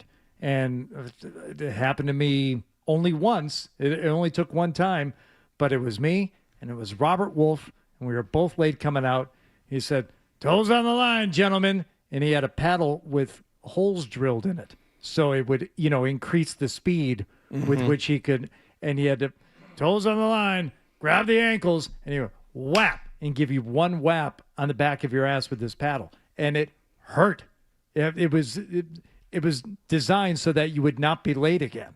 And they're like, "No, he didn't hit you." I'm like, "Yeah, somebody got hit pretty much, once a week, but rarely did the same person get hit twice." Yeah, we didn't get hit like with paddles or anything like that.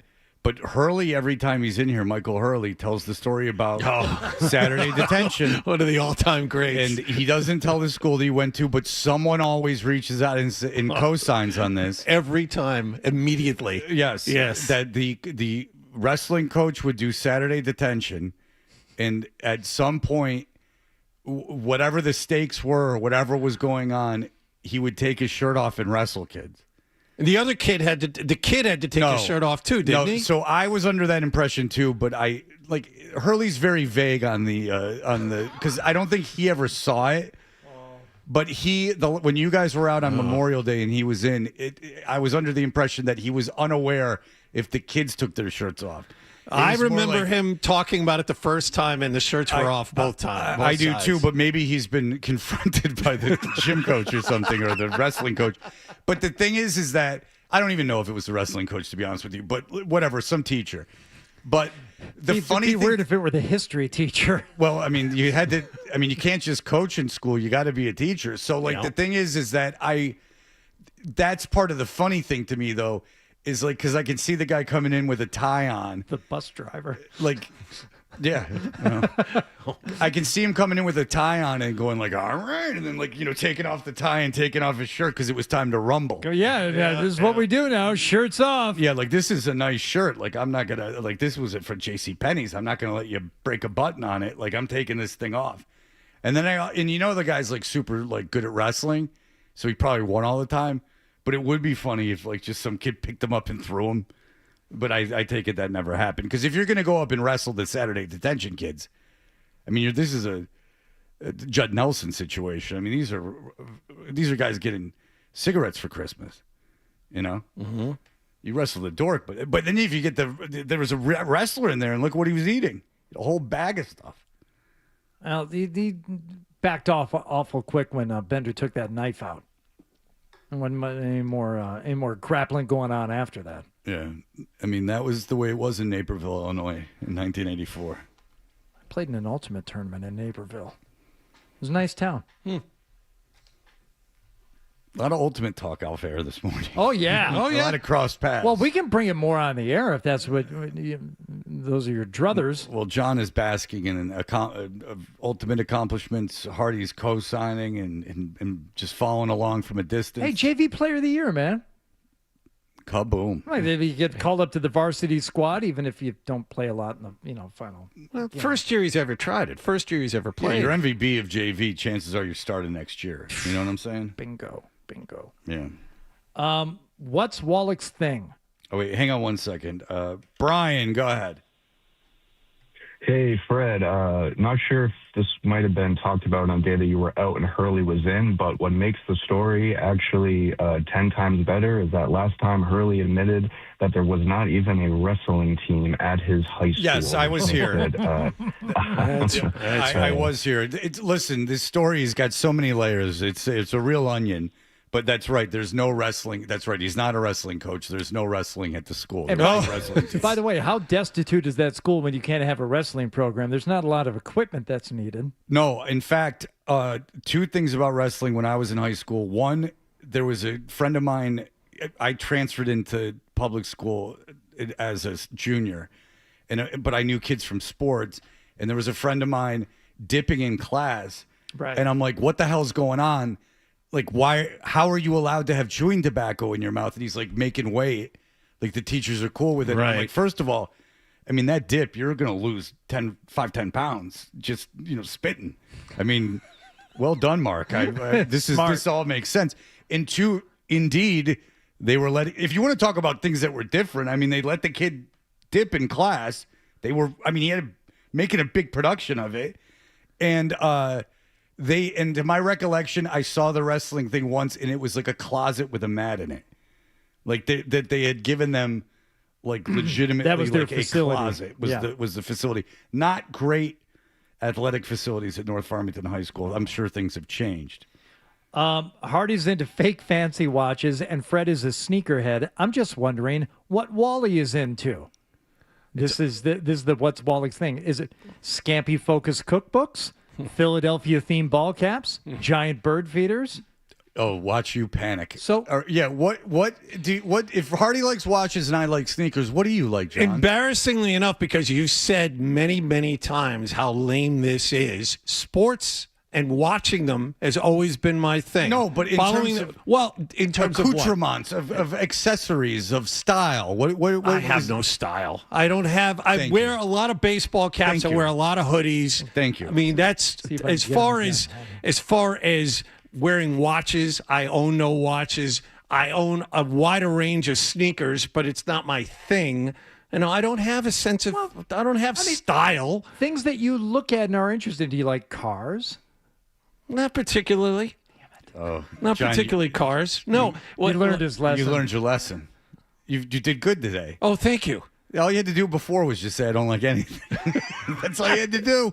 But you panicked. And he was trying to get you to bite on cars. I like cars. I like driving them. I see them driving. I need to get them from one place to the other. That's what I need them for. They're like two motorcycles. It's somewhat comfort.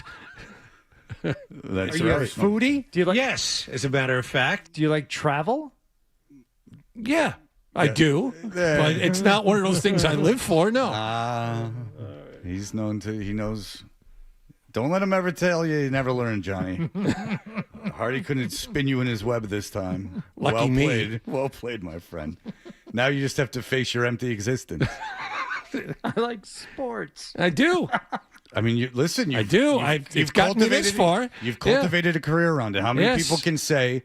How many people can say that they, for a living, do cover their passion? Do their one passion. Their one passion. Their one thing.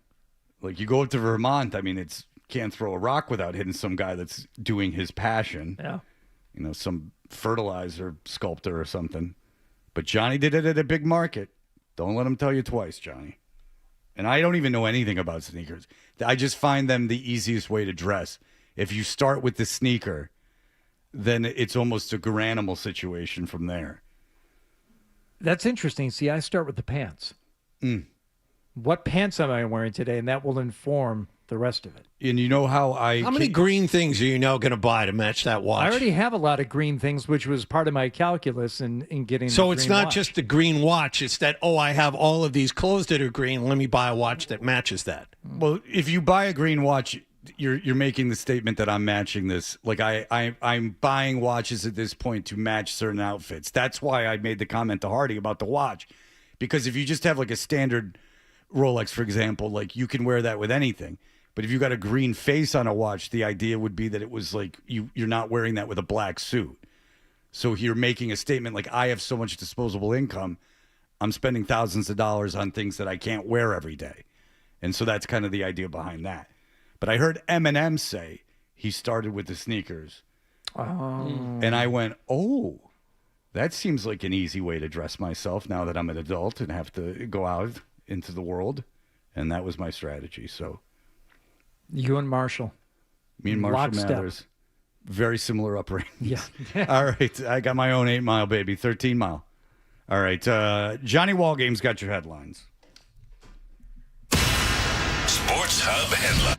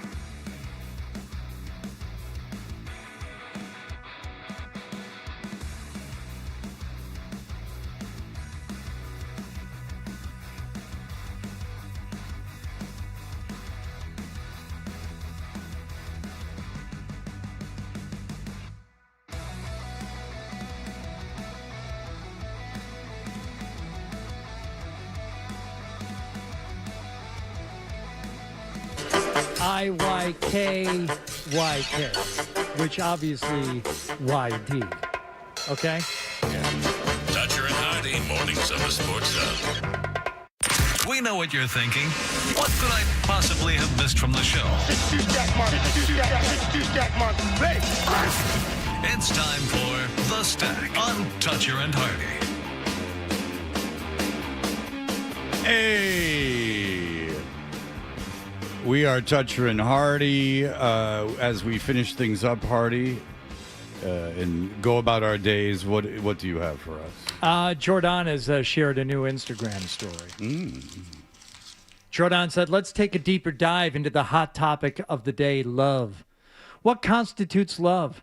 Or what makes someone worthy of loving?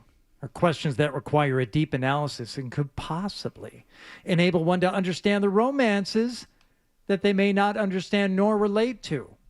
Oh, I think this might be directed toward people who are questioning her romance and love of Bill Belichick and likewise. Thank you. And thank you for addressing them, because it's about time that you address this situation. And it's obvious that you two met over a philosophical textbook. I will exclaim a few basic concepts. Please exclaim them, darling. Exclaim?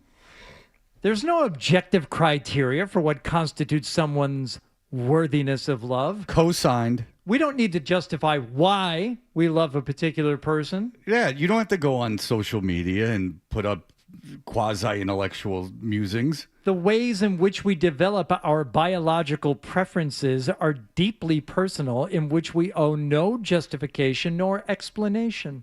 Whatever happens in the bedroom is your business. Love does not discriminate against sex, skin color, religion, age, or ability. That's right. So if you have a problem with their relationship, you don't want people with disabilities finding love. Love does not fluctuate along with someone's body weight. Yeah. You sure? Love does not lie within a perfect complexion. Love is not as deep as one's pockets. But No. if those pockets No, are you- deep enough to buy several multifamilies in South Boston, then so be it. So like now I'm gonna just comment. So you're saying if this big-breasted 72-year-old didn't have any money, you would have fallen in love with him? Okay. Now it stops. Now you can find success attractive. Love is not to be judged. It is never okay to harass or abuse a person based on who they love. Then don't fall in love with someone who harasses and abuses. All right, here is the deal. I have something positive to end the show with. Adam Schefter Instagrammed out. Notable wide receivers in first seasons with Josh McDaniels. This in the wake of the A.J. Brown situation. 2022 with the Raiders, Devontae Adams, 1,500 yards, 14 TDs. 2009, Brandon Marshall, 1,100 yards, 10 TDs. 2007, Randy Moss, you know the story, close to 1,500 yards, 23 touchdowns. Jesus. 2007, Wes Welker, 1,100 yards, 8 touchdowns. So I'm leaving you with that. A little tidbit to get you excited about Josh McDaniels getting A.J. Brown. Mm-hmm. Very exciting. All right, that'll do it for us. Everyone know that love knows no bounds. And is not to be judged. So it is said on Instagram. Let it be so written. it is written. Let it be done. Psalm. I don't know. I can't think of anything. Psalm 73, I guess, in honor of Bill's age. All right, that'll do it for us. Everyone have a great day. Bye. Talk to you tomorrow. Toucher and Hardy on the Sports Hub. Hey, Rodenizer Home Services is now serving the South Shore and surrounding communities, including Braintree, Hingham, Duxbury, and Plymouth. That's heating, AC, plumbing, electric.